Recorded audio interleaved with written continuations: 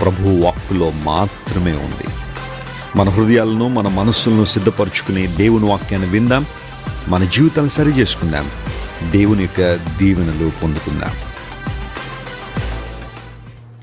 ఎంతమంది సిద్ధంగా ఉన్నారు దేవుని వాక్యం వినడానికి? కొంతమంది చేతులు ఎత్తట్లేదు. ఆల్రైట్, లేచి నిలబండి, ఒక్క నిమిషం లేచి నిలబండి. అందరూ ఒక్క నిమిషం లేచి నిలబండి. బ్రదర్స్, యేసునామము అని మీరు అనండి. సిస్టర్స్ ఏమనాలా? గట్టిగా అనాలా? Okay, hail Jesus. యేసయ్యకే మహిమ, ఆయనకే ఘనత. Come on, 1 2 3. యేసునా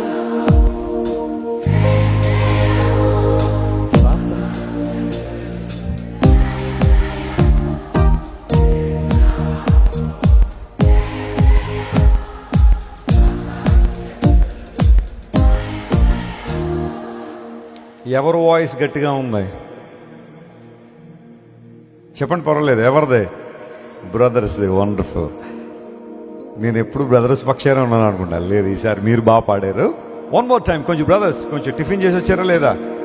ఉపవాసం ఉన్నారు ఎవరైనా సండే? Come on, 1 2 3. యేసునామము సాతాను శక్తి. మరొకసారి.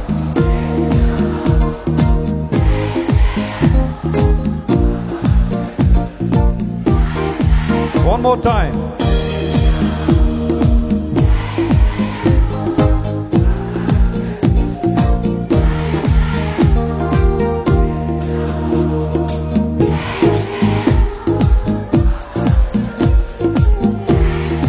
ఇంకొకసారి.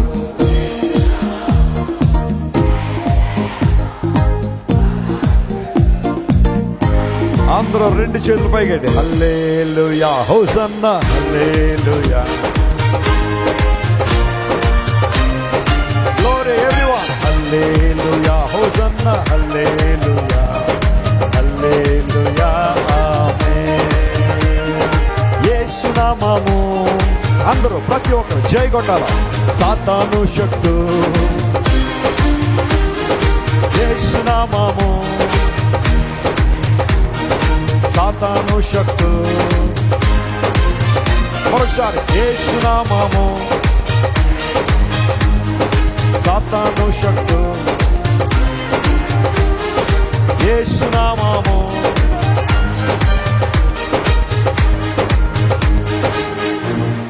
ఆ లైన్ అంతా మరి ఏమైందో తెలియదు మీకు. సౌండ్ మీ దగ్గర రావట్లేదో ఏంటో నాకు అర్థం అవట్లేదు. అందరూ అలా నిలబడదు. జై కొట్టండి యేసయ్యకి గట్టిగా. యేసునామం జయం అన్నప్పుడు ఏం చేయాలా? జయం జయం అనాలి. ఓకే, అక్కడ చేతులు కనబట్టలేదు నాకు, పైకెత్తాలి మీరు. యేసునామము. వండర్ఫుల్. సాతాను శక్తి. మరొకసారి. యేసునామము సాతాను శక్తి. One more time. యేసునామము సాతాను శక్తి. అందరం హల్లెలూయా, hosanna, hallelujah, hallelujah, amen. Hallelujah, hosanna, hallelujah, hallelujah, ఆమేన్. మరోసారి. హల్లెలూయా, హోసన్నా, హల్లెలూయా, హల్లెలూయా, ఆమేన్. One more time. హల్లెలూయా, హోసన్నా, హల్లెలూయా, ఆమేన్. చప్పట్లు కొట్టేసాను, మహిమపడతాం. Christ Worship Center has some amazing worshippers. అందరూనా? కొందరా? అందరూ ఉన్నారా? Very good. అందరూ ఉంటే చాలా సంతోషం. కొంతమంది ఏంటో ఓ ₹1,00,000 పోగొట్టేసుకున్నట్టు, ₹1,00,00,000 నష్టపోయినట్టు, వాళ్ళ ఇల్లు ఎవరో తీసుకుపోయినట్టు దేవుని మందిరానికి వచ్చి నీరసంగా నిలబడతారు. కాదంటలేదు, మీకు కష్టాలు ఉన్నాయి, నేను కాదంటలేదు, ఉన్నాయి, అందరికీ ఉంటాయి ఏదో స్థాయిలో. బట్ ఆ కష్టాలను అధిగమించే శక్తి ఎక్కడుంది? ఇక్కడ మాత్రమే ఉంది, దేవుని సన్నిధిలో మాత్రమే. Hallelujah. There is fullness of joy in his presence. దేవుని సన్నిధిలో ఏ సంతోషం ఉందంట? చెప్పండి ఈ మాట, సంపూర్ణ సంతోషం అని చెప్పండి. ఇది అనుభవించిన వాళ్ళకి మాత్రమే తెలుస్తుంది, అందరికీ కాదు. చాలామంది తెలియక ఏంటంటే ఆదివారం రాగానే క్రైస్తవులు అందరూ ఇన్ని వేల మంది వెళ్ళిపోతారు, ఒక చోట కూర్చుని ప్రభువుని ఆరాధన చేస్తారు. ఆయన ఏదో ఒక ఆయన నిలబడి కొన్ని మాటలు చెబుతుంటే అంత ఆసక్తిగా వింటారు. వీళ్ళు పనులు మానేసి, వర్కులు మానేసి ఎందుకంటే వెళ్ళిపోతారని కొంతమందికి అనిపించవచ్చు. ఆ ప్రశ్న ఉండొచ్చు. వాళ్ళకి మనం చెప్పే సమాధానం ఏంటో తెలుసా? ఒక్కసారి మీరు కూడా వచ్చి చూడండి. Amen. Come and see and experience the peace, experience the presence of God. చివరిసారి ఇంకోసారి చెప్దాం. యేసయ్య నామానికి జయం. ఎంతమంది సిద్ధంగా ఉన్నారు చెప్పడానికి? ఆయన నామం ఎల్లప్పుడూ మహిమపరచబడును గాక. యేసు నామము గట్టిగా. సాతాను శక్తు యేసు నామము, సాతాను శక్తు. మరొకసారి యేసు నామము, సాతాను శక్తు. Hallelujah, hosanna, hallelujah, hallelujah, amen. Hallelujah, hosanna, hallelujah, hallelujah, amen. Hallelujah, hosanna, hallelujah, hallelujah, amen. Hallelujah, hosanna, hallelujah, hallelujah, amen. Praise the Lord. As we remain standing, let us open our Bibles to Psalm 43 and let us read verses 3 and 4. కీర్తన గ్రంథము 43వ కీర్తన 3-4 వచనాలు. అందరూ లేచి నిలబడి ఉండగానే పరిశుద్ధ లేఖనాలు తెరిచి చదువుకుందాం. In respecting the word of God, let us remain standing and read it. అందరం కలిసి చదువుదాం. ఒక్కరే చదువుతున్నారంత స్పష్టంగా చక్కగా వినబడాలి. మీరందరూ ఇన్ని వేల మంది చదువుతున్నా ఇక్కడ ఒక్కరే చదువుతున్నారన్నంత క్లారిటీగా ఉండాలి. అందరూ చదువుతున్నప్పుడు అందరూ స్టార్ట్ చేద్దాం. కీర్తన గ్రంథం 43వ కీర్తన 3-4 వచనాలు. నీ వెలుగును నీ సత్యమును బయలుదేరు చేయుము, అవి నాకు త్రోవ చూపును. అవి నీ పరిశుద్ధ పర్వతమునకును నీవి నివాస స్థలమునకును నన్ను తోడుకుని వచ్చును. అప్పుడు నేను దేవుని బలిపీఠమునొద్దకు, నాకు ఆనంద సంతోషములు కలుగు చేయు దేవుని యొద్దకు చేరుదును. దేవా, నా దేవా, సితారా వాయించుచు నీకు కృతజ్ఞతాస్తుతులు చెల్లించదును. స్తోత్రం చెప్పండి ఒకసారి. దయచేసి కూర్చోండి. కీర్తన గ్రంథాన్ని 5 ప్రాముఖ్యమైన భాగాలుగా విభజించారనే విషయం మీలో చాలామంది తెలుసు కదా. కీర్తన గ్రంథంలో ఎన్ని కీర్తనలు ఉన్నాయి? 150. వాటిని ఎన్ని భాగాలుగా విభజించారు? 5 భాగములు. వాటిని స్కందము అన్నారు. 5 స్కందములుగా విభజించారు. మొదటి స్కందము 1వ కీర్తన నుండి 41వ కీర్తన వరకు మొదటి స్కందం. 2వ స్కందము 42 నుండి 72 వరకు. 3వ స్కందము 73 నుంచి 89. 4వ స్కందము 90 నుండి 106. 5వ స్కందం 107 నుండి 150. ఇవి 5 భాగాలుగా కీర్తన గ్రంథాన్ని విభజించారు. మీకు ఎప్పుడైనా వీలుంటే, ఎప్పుడైనా దేవుడు మనకు అవకాశం ఇస్తే ఈ 5 సెక్షన్స్ ఎందుకు అలా విభజించారు, వాటి యొక్క థీమ్ ఏంటో ఎప్పుడైనా బైబిల్ స్టడీ మనం చేస్తే నేను చెప్తాను. నాకు చాలా ఇష్టం కీర్తనలు చదవడం అంటే. ప్రతి మాట నేను కీర్తన గ్రంథాన్ని పట్టి చదువుతాను. ఏ మాట కూడా ప్రక్కకి తీసేయడానికి లేదు. ప్రతి మాట దేవుని మాట. బైబిల్ గ్రంథం 2 విధాలుగా రాయబడింది. ఒకటి డివైన్ రెవల్యూషన్, రెండవది డివైన్ ఇన్స్పిరేషన్. అందరూ చెప్పండి. Divine revolution, divine inspiration. Divine revolution అంటే దేవుని ప్రత్యక్షత ద్వారా దేవుడు కొన్ని విషయాలను చూపించి ప్రత్యక్షపరచి బైబిల్లో కొన్ని గ్రంథాలు రాయించారు. డివైన్ ఇన్స్పిరేషన్ అంటే దేవుడు, పరిశుద్ధాత్మ దేవుడు వారికి ప్రేరణ ఇచ్చి కొన్ని వాటిని రాయించారు. ప్రేరణ ద్వారా రాయబడిన, ప్రత్యక్షత ద్వారా రాయబడిన బైబిల్ అంతా దేవుని మాటే. Praise the lord. ప్రతి మాట దేవుని మాటే. అందును బట్టి ఈ రోజున ప్రపంచంలో కోట్లాది మందిని బైబిల్ గ్రంథం ప్రభావితం చేస్తుంది. దేవుని వాక్యాన్ని చదివిన వారు, దేవుని వాక్యంలో కొనసాగుతున్నవారు శాంతి సంతోషాలతో మాత్రమే కాకుండా సమాధానంతో జీవిస్తున్నారని రీసెంట్గా ఒక సర్వే కూడా తెలియచేసింది. ప్రపంచంలో ఒక సర్వే చేశారు. ప్రపంచంలో ఎవరు ఆనందంగా ఉండగలుగుతున్నారు, ప్రశాంతంగా ఉండగలుగుతున్నారనే ఒక సర్వే చేశారట కొంతమంది స్టూడెంట్లు కలిసి. ఆఖరికి వారు తెలియచేసిన మాట ఏంటో తెలుసా? వారంలో కనీసం 4 సార్లు, చెప్పండి ఎన్నిసార్లు అంటే 7 రోజుల్లో 4 సార్లు బైబిల్ చదివేవారట. తక్కిన ప్రజలందరికన్నా ప్రశాంతంగా బ్రతకగలుగుతున్నారట. Praise the lord. నేను ఆ మాట చదివినప్పుడు నేను చాలా ప్రభువుని స్తుతించాను. ఎందుకంటే నేను వారానికి 4 సార్లు కాదు, వారానికి 7 రోజులు చదువుతాను. నేను బైబిల్ ప్రతిరోజు చదువుతా. 4 సార్లు చదివితేనే ప్రశాంతంగా ఉంటారు అని ఒక సర్వే చెప్తే, 7 రోజులు దేవుని వాక్యాన్ని చదివితే ఇంకెంత ప్రశాంతతను అనుభవిస్తూ ఆలోచించేయండి. ప్రశాంతత అనే మాట నేను వాడుతున్నప్పుడు, సమాధానం అనే మాట నేను వాడుతున్నప్పుడు, శాంతి అనే మాట నేను వాడుతున్నప్పుడు క్రైస్తవులకి కష్టాలు లేవని కాదు, లేదంటే విశ్వాసి కొన్నిసార్లు ఇబ్బందులు పడడు అని కాదు. ఇబ్బందులు పడినా, కష్టాల్లో వెళ్ళినా, నష్టాల ఊబిలో ఉన్నా ఆనందించగలిగే అవకాశం ప్రభువు లేఖనం మనకిస్తుంది. గాఢాంధకారపు లోయలో నేను నడిచిన ఏ అపాయానికి భయపడను. అపాయం లేదు అంటలేదు కీర్తనకారుడు, అపాయం ఉంది, కానీ నేను అపాయానికి ఏం చేయను, భయపడను. ఎందుకోసం అంటే నీవు నాకు తోడయుందువు అనే మాట బైబిల్లో ఉంది. దేవుడు మనకు తోడై ఉన్నాడు కనుక మనం భయపడడానికి లేదు. సహోదరి క్యాథరిన్ షకీనా గారు మంచి సాక్ష్యం చెప్పింది కదా. బ్లడ్ క్యాన్సర్ నుండి దేవుడు విడుదల చేసి ఈరోజున సజీవంగా ఆయన సంఘంలో నిలవబెట్టి దేవుడు ఒక సాక్షిగా వాడుకున్నారు. వైజాగ్లో జాన్ మోజెస్ అనే ఒక తమ్ముడు, మీలో చాలా మంది తెలుసు, మన యంగ్ హోలీ టీం ప్రారంభించిన దగ్గర నుండి మనతో ఉన్నాడు. తను కూడా 2008లోనో ఇప్పుడో బ్లడ్ క్యాన్సర్ గురయ్యాడు. తనకు కూడా సిఎంసీలోనే ట్రీట్మెంట్ జరిగింది. కపుల్ ఆఫ్ టైమ్స్ నేను సిఎంసీ పంపించాను ఆ జాన్ మోజెస్ని అక్కడ ట్రీట్మెంట్ కోసం. ఆ కుమారుడు ఈ రోజుకి కూడా సజీవంగా చక్కగా ఆరోగ్యంగా ఉన్నాడు. బ్లడ్ క్యాన్సర్ వచ్చి ఇప్పటికి ఒక 17-18 సంవత్సరాలు అయినా దేవుడు ఆ బిడ్డను బలపరిచి వాడుకుంటున్నాడు. ఒకవేళ ఎవరైనా అలాంటి భయంకర వ్యాధుల బారిన పడితే ఇంకా అయిపోయింది అని దుఃఖపడకండి, విచారపడకండి. దేవుని చేతులకు మిమ్మల్ని మీరు అప్పగించుకోండి. ప్రభువా, నీవే నా ఆధారం, నీవే నన్ను స్వస్థపరచువాడవు, నీ వాగ్దానాలు క్లెయిమ్ చేస్తున్నాను. నిర్గమ 15:26, ఇర్మియా 33:6, యెషయా గ్రంథం 58:8, 1 పేతురు 2:24 ఇవన్నీ క్లెయిమ్ చేస్తున్నాను ప్రభు అని దేవుని సల్లు మీరు ప్రార్థన చేయగలిగితే, ఆ వాగ్దానాలు ఎత్తి ప్రార్థన చేయండి. దేవుడు తన చిత్త ప్రకారం మిమ్మల్ని స్వస్థపరిచి ఆయన మహిమ కొరకు దేవుడు మిమ్మల్ని నిలబెడతాడు. హల్లెలూయా.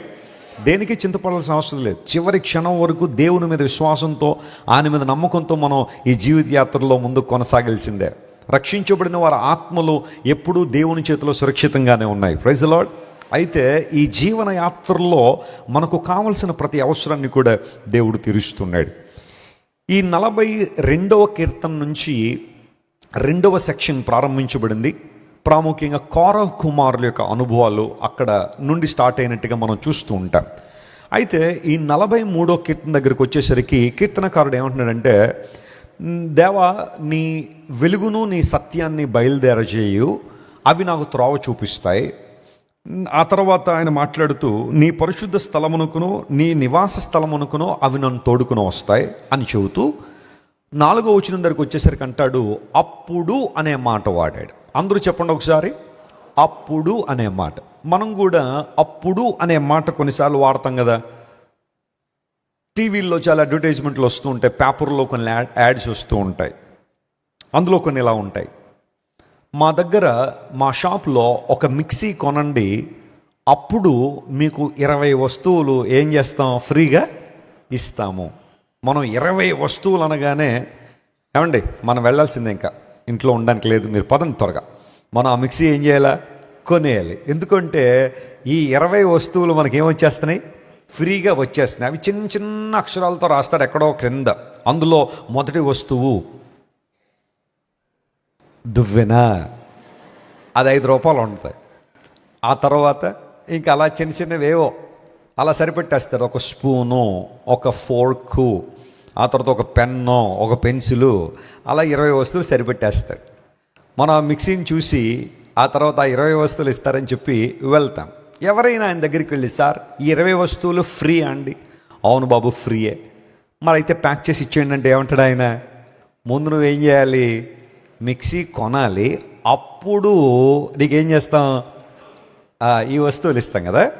సో మనం చేయాల్సిన పని మనం చేసినప్పుడు దేవుడు చేయగలిగే పని ఉంటుంది చూసారా, అది చాలా గొప్పది. ఎందుకు దేవుడు కొన్నిసార్లు మన విశ్వాసాన్ని పరీక్షిస్తాడు, జాగ్రత్త వినండి. Why God tests our faith. దేవుడు ఎందుకు మన విశ్వాసాన్ని పరీక్షిస్తాడు? అన్నీ చేసేయచ్చు కదా, ఆయనే సమస్తం ఆయనే ఇచ్చేయచ్చు కదా, ఎందుకు మనం ప్రార్థన చేయాలా? ఎందుకు మనం దేవుని వాక్యం చదవాలి? చాలామంది యవన బిడ్డల్లో ఉన్న ప్రశ్న ఏంటంటే, వెస్లన్న, దేవునికి నా గురించి అన్నీ తెలుసు కదా, ఏ సమయంలో నాకు ఏది ఇవ్వాలో అన్నీ తెలిసినప్పుడు నేను ఎందుకు ఇంక ప్రార్థన చేయాలి? ఆ టైం నేను క్రికెట్ ఆడేసుకోవడమో, లేకపోతే ఐప్యాడ్లో అవి ఇవి చూడడమో, ఫోన్లో ఆ రీల్స్ షార్ట్స్ ఇవన్నీ చూసుకోవడంలో గడిపేయచ్చు కదా, ఎందుకు నేను ప్రార్థన చేయాలి? దేవునికి తెలియదా, నేను చేయకపోతే ఆయనకి తెలియదా అని కొంతమంది అడుగుతూ ఉంటారు. విశ్వాసాన్ని ఎందుకు నేను రుజువుపరుచుకోవాలండి? Why should I prove my faith on God? దేవుని మీద నాకున్న విశ్వాసాన్ని నేను ఎందుకు రుజువుపరుచుకోవాలి అని కొంతమంది అడుగుతూ ఉంటారు. అలాంటి సందర్భంలో ప్రియులారా, బైబిల్ గ్రంథం మనం జాగ్రత్తగా చదివితే దేవుడు మన జీవితాల్లో ఏదైనా చేయగలరు, ఎప్పుడైనా చేయగలరు, ఎలాగైనా చేయగలరు. బట్ స్టిల్ కొన్ని సందర్భాల్లో దేవుడు మన విశ్వాస క్రియను ఏం చేస్తాడు? ఆయన పరీక్షిస్తాడు. మనం చేయగలిగింది మనం చేయగలిగితే ఆయన చేయగలిగే పని ఆయన చేస్తారు. మనం చేయగలిగేది చిన్నదే కావచ్చు, కానీ ఆయన చేసేది మాత్రం ఎలాంటిది? గొప్ప కార్యము, మహత్కార్యాన్ని ప్రభు జరిగిస్తాడు. ఒక్క 2 ఉదాహరణలు మాత్రం మీకు ఇచ్చి నా సందేశాన్ని ముగిస్తాను. మీకు అప్పుడు అనే ఆ మాట బైబిల్లో ఉపయోగించబడ్డానికి కారణం ఏంటో ఈ 2 సందర్భాలు చెప్తే మీకు అర్థమవుతుంది. నంబర్ 1, దేవుడు లాజరును బ్రతికించాలనే ఆశ కలిగి ఉన్నారు. లాజరు చనిపోయి 4 రోజులు అయిపోయాయి, సమాధిలో పెట్టేశారు. యేసు ప్రభు సమాధి దగ్గరికి వచ్చిన తర్వాత మార్త, ఆ తర్వాత మరికొంతమంది ఆ సమాధి దగ్గరలో ఉన్నారు. యేసు ప్రభు అక్కడికి వచ్చిన తర్వాత ఆయన కాసేపట్లో ఏం చేయబోతున్నారంటే, లోపల మృతమైపోయిన లాజరు, ప్రేత వస్త్రములతో చుట్టబడిన లాజరు, ముఖమునకు కూడా రుమాలు చుట్టేశారు. అలాంటి లాజర్ని యేసు ప్రభు బయటికి తీసుకురాబోతున్నాడు. ఆయనకి తెలుసు ఆయన ఏం చేయబోతున్నాడు. ఇప్పుడు యేసు ప్రభు ఏమన్నా తెలుసా? ఈ రాయి పొర్లించండి అన్నారు. ఈ రాతిని ఏం చేయండి? జూయిష్ కష్టం ప్రకారం వారు ఏదైనా ఒక గుహలో ఒక సమాధి తయారు చేసి అక్కడ మృతదేహాన్ని ఉంచితే ఆ సమాధి బయట ఒక రాయి పొర్లిస్తారు, ఒక రాయిని అడ్డుగా పెడతారు. యేసు ప్రభు వారు ఇప్పుడు ఒక అద్భుతం చేయబోతున్నారు. ఏంటంటే, లోపల చచ్చిపోయిన లాజరు ఉన్నాడు, బయటేమో ఒక రాయి ఉంది. యేసు ప్రభు అక్కడున్న వాళ్ళందరినీ చూసి, మీరు ఈ రాయి దొర్లించండి, నేను లాజరును బయటికి తీసుకొస్తాను. నాకు తెలిసి లాజరు, రాయి రెండు ఒకే స్థితిలో ఉన్నారు, రెండు కదలలేని స్థితిలో ఉన్నారు, రెండిట్లో పెద్దగా జీవం ఏమీ లేదు. లాజరును బయటికి తీసుకురాగలిగిన దేవుడు రాయి దొర్లించలేడా? ఇలా అన్నాడు అనుకుందాం. ఆయన సమాధి ముందు నిలబడి రాయి దొర్లు అంటే ఆయన ఆగు అనేదాకా ఎప్పటిదాకా దొర్లుతూనే ఉండొచ్చేది కదా. అన్ని దేశాలు తిరిగేసి ఉండొచ్చు ఆ రాయి. అంత పవర్ లేదా యేసు ప్రభు మాటలంటే? ఉంది. మరి ఎందుకు దేవుడు ఆ రాయి పొర్లించమన్నాడంటే, దేవుని అద్భుతం మనం చూడాలి అంటే మనం చేయాల్సిన ఒక చిన్న పని అక్కడ ఉంటుంది. నీ విశ్వాసం అక్కడ పరీక్షించబడుతుంది. దేవుని మాటకు నువ్వు లోబడుతున్నావా లేదా అనే విషయం అక్కడ పరీక్షించబడాలి. కాబట్టి దేవుడు ఆ రాయి పొర్లించమన్నాడు. That's what you can do. అది నువ్వు చేయగలిగిన పని. నువ్వు ఎలాగూ లాజరును బయటికి తీసుకురాలేవు, నువ్వు ఎలాగూ రాజును బ్రతికించలేవు, నువ్వు ఎలాగూ మృతమైపోయిన లాజర్ని ఆ సమాధి గుహలోంచి బయటికి తీసుకురాలేవు, కానీ నువ్వు రాయిని ఏం చేయగలవు? పొర్లించగలవు. కొద్దిగా బరువు ఉన్నా కానీ కొంచెం ప్రయాసపడి ఎవరో ఒకరు సహాయం తీసుకుని పొర్లించగలవు. Whatever you can do it by faith, and what God can do he will do in your life. నీవు చేయగలిగిన పని నువ్వు చేస్తే ఆయన చేయగలిగిన పని ఆయన చేస్తారు. చాలాసార్లు మనం చేసే పని అంటే, మనం చేయగలిగింది కూడా మనం చేయకుండా అన్నీ ఎవరు చేసేయాలి? దేవుడే చేసేయాలన్నట్టుగా, దేవుడే చేసేయాలన్నట్టుగా మనం అనుకుంటూ ఉంటాం. కానీ కొన్ని సందర్భాల్లో దేవుడు చేయడని కాదు, చేశాడు. చాలామంది జీవితాల్లో దేవుడు చేశాడు అద్భుతాలు. కానీ కొన్ని సందర్భాల్లో God demands your faith, God demands your obedience to his word. దేవుని మాటకు నువ్వు లోబడే విధానాన్ని దేవుడు కొన్ని సందర్భాల్లో పరీక్షిస్తాడు. అప్పుడు వీరు రాయిని పొర్లించినప్పుడు లాజరు బయటికి రా అంటే, లాజరు ప్రేత వస్త్రాలతో ఎక్కడికి వచ్చేసాడు చెప్పండి? బయటకు వచ్చాడంతే. ఆయన మాట వెళ్ళి లాజరును బయటికి తీసుకొచ్చేసింది. ఒక ఇన్క్రెడిబుల్ మిరకల్, ఊహించలేని ఒక అద్భుతాన్ని ప్రభు జరిగించారు. మరొక సందర్భాన్ని కూడా మీకు జ్ఞాపకం చేస్తా. ప్రభు మాటలు విందామని చెప్పి చాలామంది ప్రజలు గుంపులుగా ఇలా వచ్చారు దేవుని వాక్యం వినాలని. అందులో ఒక 5,000 మంది పురుషులు ఉన్నారు. పురుషులు ఒక్కళ్ళైనా, మరి స్త్రీలు పిల్లల్ని లెక్కిస్తే ఒక 20,000 మంది ప్రజలు యేసు ప్రభు ముందు కూర్చున్నారు. ఉదయం నుండి సాయంకాలం దాకా ప్రభు మాట్లాడుతూ ఉండి, సాయంకాలం అయిపోగానే వారికి భోజనం పెట్టాలనే ఆశ ప్రభు కలిగింది. వెంటనే ప్రభు అన్నాడు, వీరికి భోజనం పెట్టేద్దాం అనగానే శిష్యులందరూ వద్దు అనడానికి ఎన్నో రీజన్లు పట్టుకొచ్చారు. ప్రభువా, ఇప్పుడు చీకటి పడిపోయింది, ప్రభువా ఇది అరణ్యం నాయన, ప్రభువా వీళ్ళందరికీ రొట్టెలు కొనాలని డబ్బులు ఎక్కువైపోతాయి అని ఎన్ని రీజన్లు ఉంటాయో అన్నీ పట్టుకొచ్చేశారు. అయినప్పటికీ ప్రభు అన్నాడు, లేదు మనం వీళ్ళకి భోజనం పెట్టేద్దాం అన్నాడు. సరే, ఇప్పుడు 5 రొట్టెలు 2 చేపలు యేసు ప్రభు చేతిలో తీసుకొచ్చిన తర్వాత ఆయన వాటిని కృతజ్ఞతాస్తుతులు చెల్లించి, ఉన్న వాటిని బట్టి స్తుతులు చెల్లించి వాళ్ళందరినీ కూర్చోమన్నాడు. ఇప్పుడు ఈ సన్నివేశాన్ని ఊహించుకోండి. ఇప్పుడు నా దగ్గరే ఒక 5 రొట్టెలు 2 చేపలు ఉన్నాయనుకుందాం, లేవు అనుకోండి, ఉన్నాయనుకుందాం. ఇప్పుడు నేను అన్నాను, మీరు అందరూ లైన్గా కూర్చోండి అన్నాను. ఎంతమంది కూర్చుంటారు చెప్పండి? ఆ చివరి ఉన్న వాళ్ళు ఎవరైనా కూర్చుంటారంటారా? ఎందుకోసం? వెస్లీ గారి చేతిలో ఎన్ని ఉన్నాయి? 5 రొట్టెలు 2 చేపలు ఉన్నాయి. అలా ముందు లైన్లో 2 సిస్టర్స్ ఉన్నారు, ఇక్కడ ఒక ఫ్యామిలీ ఉన్నారు, అక్కడ ఒక సంఘ పెద్దలు ఒక 2 ఉన్నారు. వీళ్ళకి సర్ది పెట్టడంలోనే ఎంత చిన్న ఇచ్చినా కానీ మొదట 3 లైన్లు ఇస్తారు. ఇంకా ఆ తర్వాత నుండి అందరికీ ఖాళీయే. వెస్లీ గారు మరి చిన్న రొట్టెలు చేసి, ఆయన ఎంతో ప్రతిభను కనుపరిచి చిన్న రొట్టెలు చేసి ఇచ్చిన ఒక 5-6 లైన్లు వస్తాయి. మా దాకా ఎందుకు వస్తాయి? పదండ్రా వెళ్ళిపోదాం అని చెప్పి వెనకాల ఉన్న వాళ్ళు వెళ్ళిపోతారేమో. కానీ అక్కడున్న జాన్ వెస్లీ అయితే లేదా మరొకళ్ళు అయితే ప్రజలు అలాగే ఆలోచన చేసేవారు. కానీ అక్కడ ఉన్నది ఎవరు? జీవాధిపతి అయిన, సృష్టికర్త అయిన దేవుడు, శూన్యంలో సమస్తాన్ని కలుగు చేసిన వాడు, అసాధ్యాలను సుసాధ్యపరిచే దేవుడు, నేను అనుకోనని సంగతులు జరిగించగలిగిన సామర్థ్యం కలిగిన దేవుడు ఆయన. కాబట్టి మనం చివరిలో ఉన్న ఇబ్బంది ఏమీ లేదు. ఆఖరి వ్యక్తి వరకు కూడా రొట్టెలు వచ్చేస్తాయని నమ్మి అందరూ పంక్తులు తిరిగి కూర్చున్నారట. ప్రైజ్ ది లార్డ్, హల్లెలూయా. అంటే వారు చేయగలిగిన పని విశ్వాసంతో కూర్చోడు.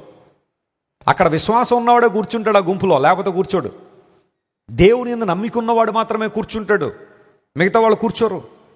విశ్వాసంతో వారు కూర్చున్నారు కాబట్టే యేసుప్రభువు అన్నారు, వీరి విశ్వాసానికి తగినట్టుగానే వీరిని ఆశీర్వదిస్తాను, పని చేయండి అంటే చివరోడు కూడా బాబా ఇంకొద్దు, నేను ఇంకా కడుపు నిండిపోయింది, ఇంక నేను తినలేను అనేంత వరకు కూడా సమృద్ధిగా అందరికీ ఏం దొరికాయి? రొట్టెలు దొరికాయి. God's sovereignty and human cooperation, ఈ రెండు కలిసినప్పుడు అద్భుతాలు మనం చూస్తాం బైబిల్లో. ఇప్పుడు గమనించండి ప్రియులారా, ప్రభువా నీ యొక్క వెలుగు మరియు నీ సత్యమును నాకు చూపించు, అవి నాకు త్రోవ చూపిస్తాయి, అవి నన్ను నడిపిస్తాయి, నేను నీ నివాస స్థలానికి వస్తాను అప్పుడు అనే మాట. అంటే నేను చేయగలిగిన మాట, నేను ఏం చేయగలుగుతానో అది నేను చేయగలిగితే దేవుని కార్యాలు ఏ విధంగా స్పష్టంగా చూస్తామో, నేను సామెతల గ్రంథంలోంచి ఒక 3 అనుభవాలు అలాంటి దాదాపుగా అదే అర్థం ఇచ్చే ఒక 3 ఈరోజు మీతో మాట్లాడి నా సందేశాన్ని ముగింపులో తీసుకొస్తాను. What you have to do and what God can do. ఇది ప్రశ్న. మనం చేయాల్సింది ఏంటి, దేవుడు చేయగలిగే పని ఏంటో నేను ఒక 3 అంశాలు మీతో మాట్లాడి నా సందేశాన్ని ముగింపులో తీసుకొస్తాను. అందరూ జాగ్రత్తగా ఈ మాటలు వినండి. ఈ మాటలు మీరు ఇంటికి వెళ్ళిన తర్వాత కూడా ధ్యానం చేయండి. చాలా అమూల్యమైన విషయాలు పరిశుద్ధాత్మ దేవుడు మనతో మాట్లాడతాడు. సామెతల గ్రంథంలో నేను ఒక 3 వచనాలు చూశాను. అప్పుడు అనే ఆ అంశంతో మిళితమైన 3 అంశాలు నేను త్వరగా చెప్పి సందేశాన్ని ముగింపులో తీసుకొస్తాను. సామెతల గ్రంథం 3వ అధ్యాయం దగ్గరికి రండి. పరిశుద్ధ గ్రంథం తెరవండి అందరూ కూడా. సామెతల గ్రంథం 3వ అధ్యాయం 23వ వచనం చదవండి ఒకసారి. 3:23 దానిలో ఈ మాట ఉంది. అప్పుడు ఉందా అక్కడ? అప్పుడు అని ఉందా? అది అండర్లైన్ చేసుకోండి. అప్పుడు నీ మార్గమున నీవు సురక్షితంగా నడిచెదవు, నీ పాదము ఎప్పుడునూ తొట్టిల్లదు. స్తోత్రం చెప్దాం ఒకసారి, హల్లెలూయా.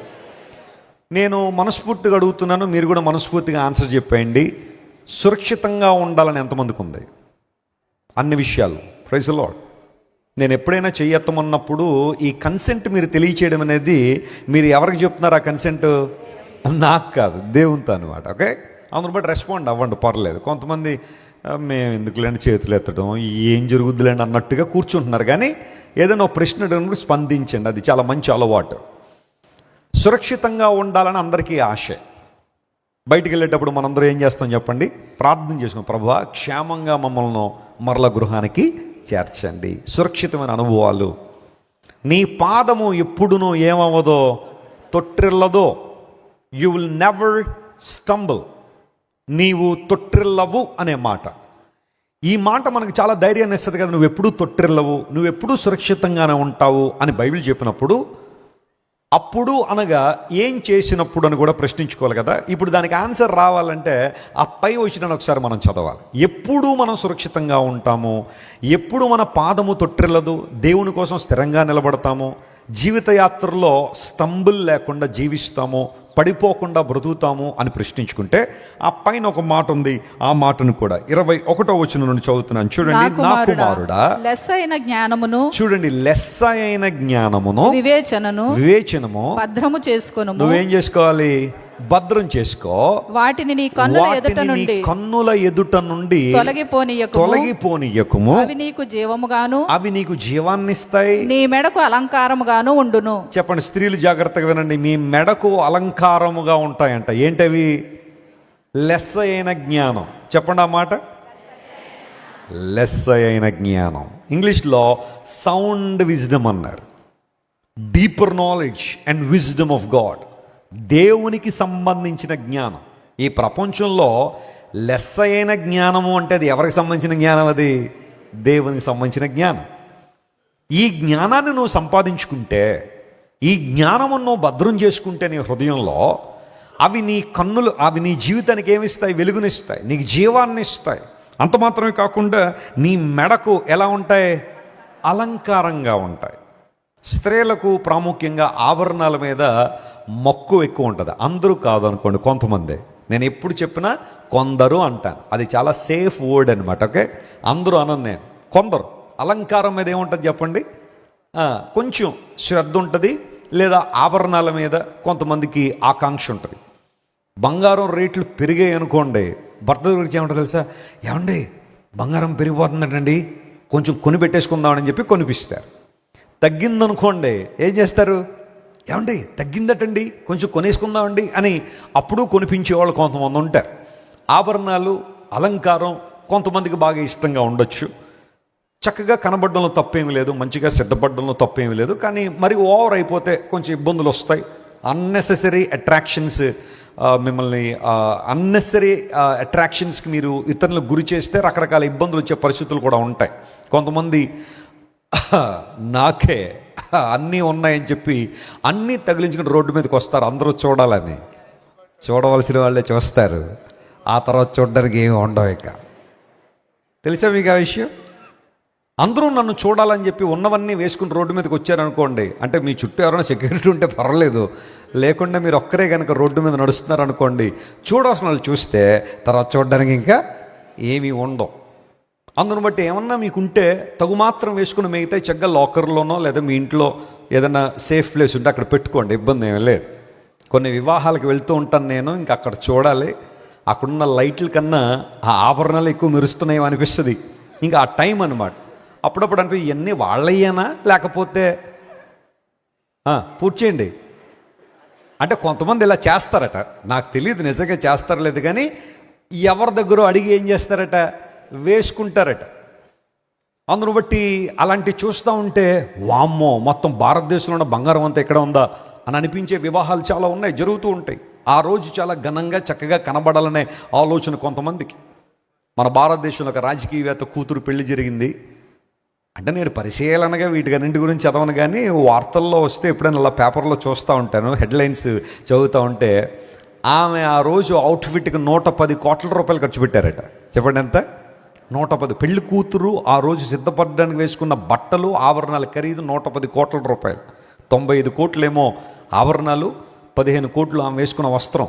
ఆ రాజకీయవేత్త పేరు చెప్పనులేండి. అంత ఖరీదైన వివాహం.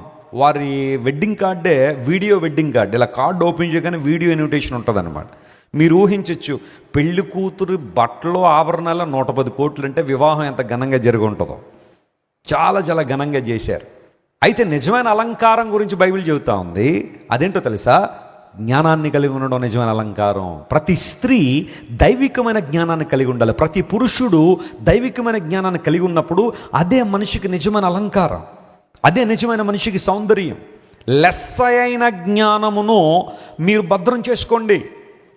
ఒక విలువైన వస్తువును మనం ఎలా భద్రం చేసుకుంటామో, ఒక విలువైన ఆభరణాలను మనం ఏ విధంగా భద్రం చేసుకుంటామో, దేవుని జ్ఞానాన్ని కూడా మన హృదయాల్లోనూ మన మనసుల్లోనూ మన మెదడులోనూ ఏం చేయాలి చెప్పండి? భద్రం చేసుకోవాలి. దేవుని వాక్యం నిలుస్తుందా? ఒక 2 వారాల క్రితం నేను ఏ వాక్యం చెప్పాను మీరు ఎవరైనా చెప్పగలరా? 2 వారాల క్రితం నేను ఏ వాక్యం చెప్పాను? పోనీ మదర్స్ డే రోజున ఒక వాక్యం చెప్పాను నేను. ఎవరైనా చెప్పగలరా అదేంటనేది? వెరీ గుడ్, ఎవరో చెప్తున్నారు ఇక్కడ. సమూయేలు గురించి మాట్లాడాను. సమూయేలు గురించి, అతడు దేవుని సన్నిధిలో ఏ విధంగా పెరిగాడో, అందుకు గాను హన్నా ఏ విధంగా సహాయపడింది, ఇలాంటి విషయాలు మదర్స్ డే రోజున మాట్లాడాను. మనకి ఈ విషయాలు బాగా గుర్తుండాలి, దేవుని వాక్య సంబంధమైన విషయాలు. కొంతమంది విశ్వాసులు ఈ రోజులు ఎలా ఉన్నారంటే, ఏం చెప్పారమ్మా, బాగా చెప్పారండి, అది ఏం చెప్పారమ్మా, చాలా బాగా చెప్పారండి, ఏం చెప్పారమ్మా, మైండ్ బ్లోయింగ్ అండి, ఏం చెప్పారమ్మా, ఎక్సలెంట్ అండి. ఈ ఎవరికి కావాలమ్మా ఈ సర్టిఫికెట్లు? ఏం చెప్పారో నువ్వు గుర్తుపెట్టుకోకుండా నువ్వు పాస్టర్ గారికి మార్కులు వేస్తే ఎలా? విశ్వాసులు ఈ రోజుల్లో ఎంత గంభీరంగా ఉన్నారంటే మార్కులు వేసేస్తున్నారు. చెప్పండి ఎవరికి? పాస్టర్ గారికి ఈయన 1 మార్కు, ఈయనకి 5 మార్కులు, ఈయన 10 మార్కులు. ఎవరు కావాలా మార్కులు? ఇక్కడ వాక్యం చెప్పే దేవుని సేవకులు మీ నుండి అప్రిషియేషన్ కోసమో బాగా చెప్పారని చెప్పించుకోవడం కోసం కాదు కదా. నువ్వేం నేర్చుకున్నావు, నువ్వే నిర్ణయాలు తీసుకున్నావు? ఒక సమూయేలు గురించి విన్నప్పుడు, ఒక హన్నా గురించి విన్నప్పుడు నీ నిర్ణయాలు ఏంటి? ఎలా ఉండాలని నువ్వు నిర్ణయం తీసుకున్నావు? నీ పిల్లల్ని ఎలా దేవుని కోసం పెంచాలనుకున్నావు? సమూయేలు వలె చిన్నప్పటి నుంచి దేవుని స్వరాన్ని వినడానికి నువ్వు ఎలాంటి సాధన చేస్తున్నావు అని కదా నువ్వు ప్రశ్నించి నేర్చుకోవాలి. We all hear God's word, but we don't keep them in our hearts. వింటున్నాం, మంచిదే, మన మీద ప్రవాహాలుగా వెళ్ళిపోతున్నాయి వాక్యాలు. క్రూసైడ్లు అంటే వింటున్నాం, మీటింగ్లు అంటే వింటున్నాము, సభలంటే వింటున్నాము, అక్కడికి పరిగెడుతున్నాం, దేవుని మందిరానికి వస్తున్నాం, బైబిల్ స్టడీలు వింటున్నాం, ఇన్స్టాగ్రామ్, ఫేస్బుక్, యూట్యూబ్, స్నాప్చాట్, ఎక్కడుంటే అక్కడ వాక్యాన్ని వినేస్తున్నాం. కానీ ఎంత వాక్యాన్ని మన హృదయాల్లో భద్రపరుచుకున్నాం? అది కదా ప్రశ్న. యేసు ప్రభువు వారు ఈ లోకంలో ఉన్నప్పుడు ఒకసారి ఇలాగే అనేక మందికి ఆయన దివ్య ప్రబోధనం చేస్తున్నప్పుడు ఒక ఆమె సడన్గా మధ్యలో లేచి గట్టిగా ఇలా మాట్లాడడం ప్రారంభించింది. ఏమిటో తెలుసా? Lord Jesus, blessed is the womb that bore you. నీకు జన్మనిచ్చిన ఆ గర్భము ధన్యమైందని యేసు ప్రభు ప్రసంగం చెప్తుంటే ఆమె మధ్యలో నిలబడి గట్టిగా కేకలు వేస్తా ఉంది. అప్పుడు యేసు ప్రభు వారు అన్నారమ్మా, మంచిదే, నేను కాదంటలేదు, నన్ను కనిన గర్భం ధన్యమైందే, కానీ నా దృష్టిలో ఆమె కన్నా ధన్యులు కొంతమంది ఉన్నారన్నాడు. మరియమ్మ గారి కన్నా ధన్యులు ఎవరండి ప్రపంచంలో? ధన్యురాలు అని మరియమ్మ గారిని పిలుస్తాం కదా. యేసు ప్రభు జన్మనిచ్చిన తల్లి, ఆమెను గౌరవిస్తాం, మరియమ్మను పూజించాం, మనం మరియమ్మను ఆరాధించాం. కొన్ని డినామినేషన్లు వారు మరియమ్మను ఆరాధన చేస్తారు, మరియమ్మ విగ్రహాలు పెట్టి అక్కడ కొబ్బరికాయలు కొట్టడం, ఆ తర్వాత అగరబత్తులు తిప్పడం, విగ్రహారాధన చేసే పరిస్థితులు కొన్ని చోట ఉన్నాయి. కానీ దేవుని బిడ్డలుగా మనం మరియమ్మను గౌరవిస్తాం, కానీ మరియమ్మను ఆరాధన చేయము. ఆరాధనకు యోగ్యుడు ప్రభు అని యేసుక్రీస్తు వారు మాత్రమే. గట్టిగా చెప్పాలి హల్లెలూయా. ఆరాధనకు యోగ్యుడు ప్రభు అయిన యేసుక్రీస్తు మాత్రమే. Mary is not the co redeemer with Jesus. ఆమె యేసు ప్రభుకు జన్మనిచ్చిన తల్లే కానీ రక్షణ విమోచన ప్రణాళికలో ఆమె యేసు ప్రభుతో సమానురాలు కాదు.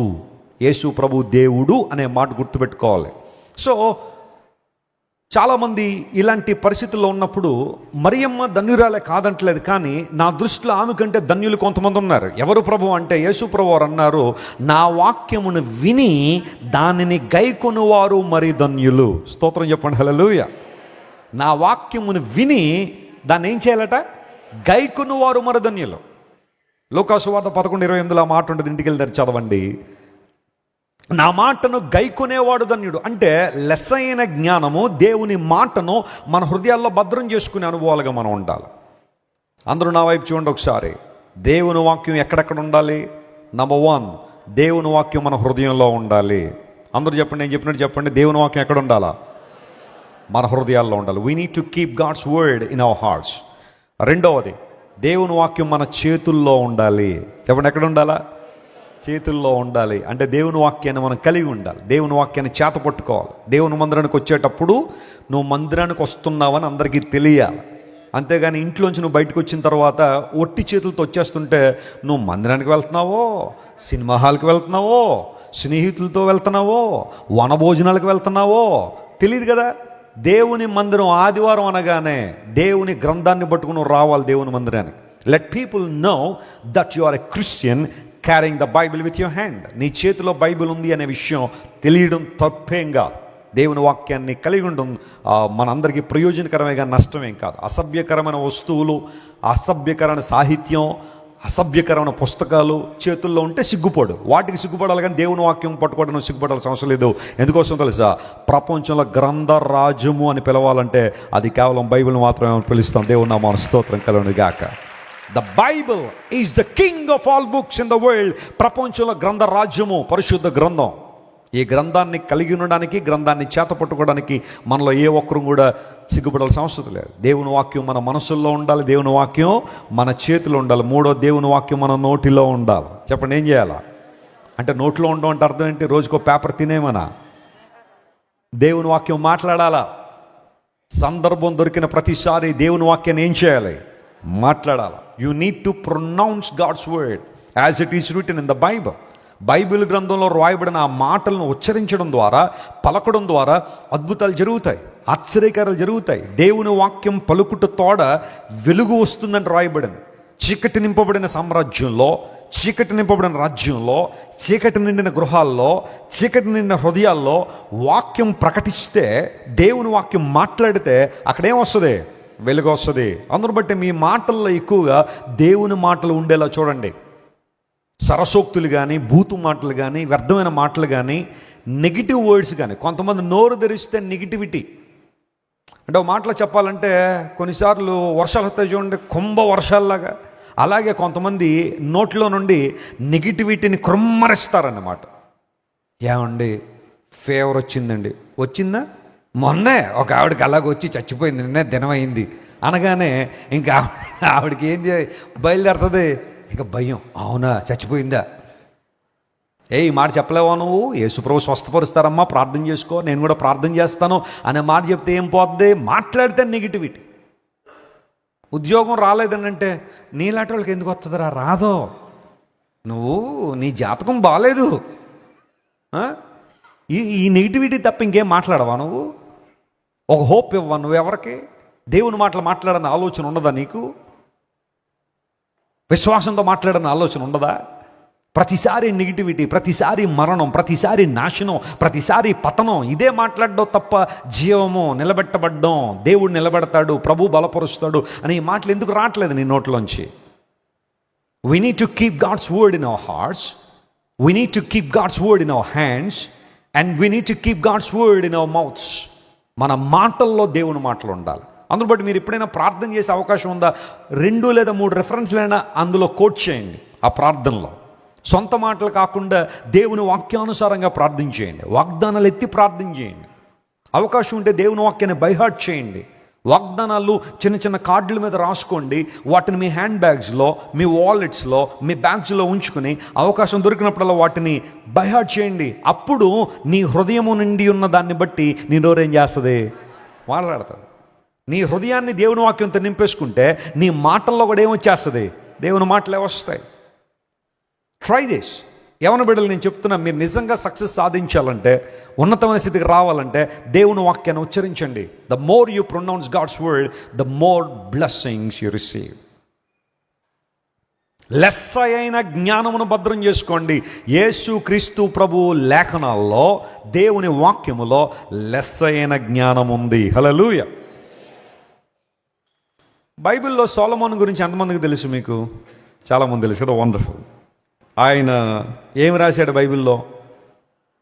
సామెతలు రాశాడు. ఆ తర్వాత చెప్పండి, ప్రసంగి రాశారు. ఆ తర్వాత పరమగీతాలు రాశారు కదా, చాలా మంచి పుస్తకాలు. ఆ తర్వాత కీర్తనలు కూడా కొన్ని రాశారు. సొలొమోను గారి గురించి బైబిల్ ఇచ్చిన ఒక డిస్క్రిప్షన్ ఏంటో తెలుసా? ఈ భూమి మీద జీవించిన వారిలో సొలొమోను అంత జ్ఞానవంతుడు మరొకడు లేడు. Praise the Lord. King Solomon was anointed by God to possess exceptional wisdom and knowledge.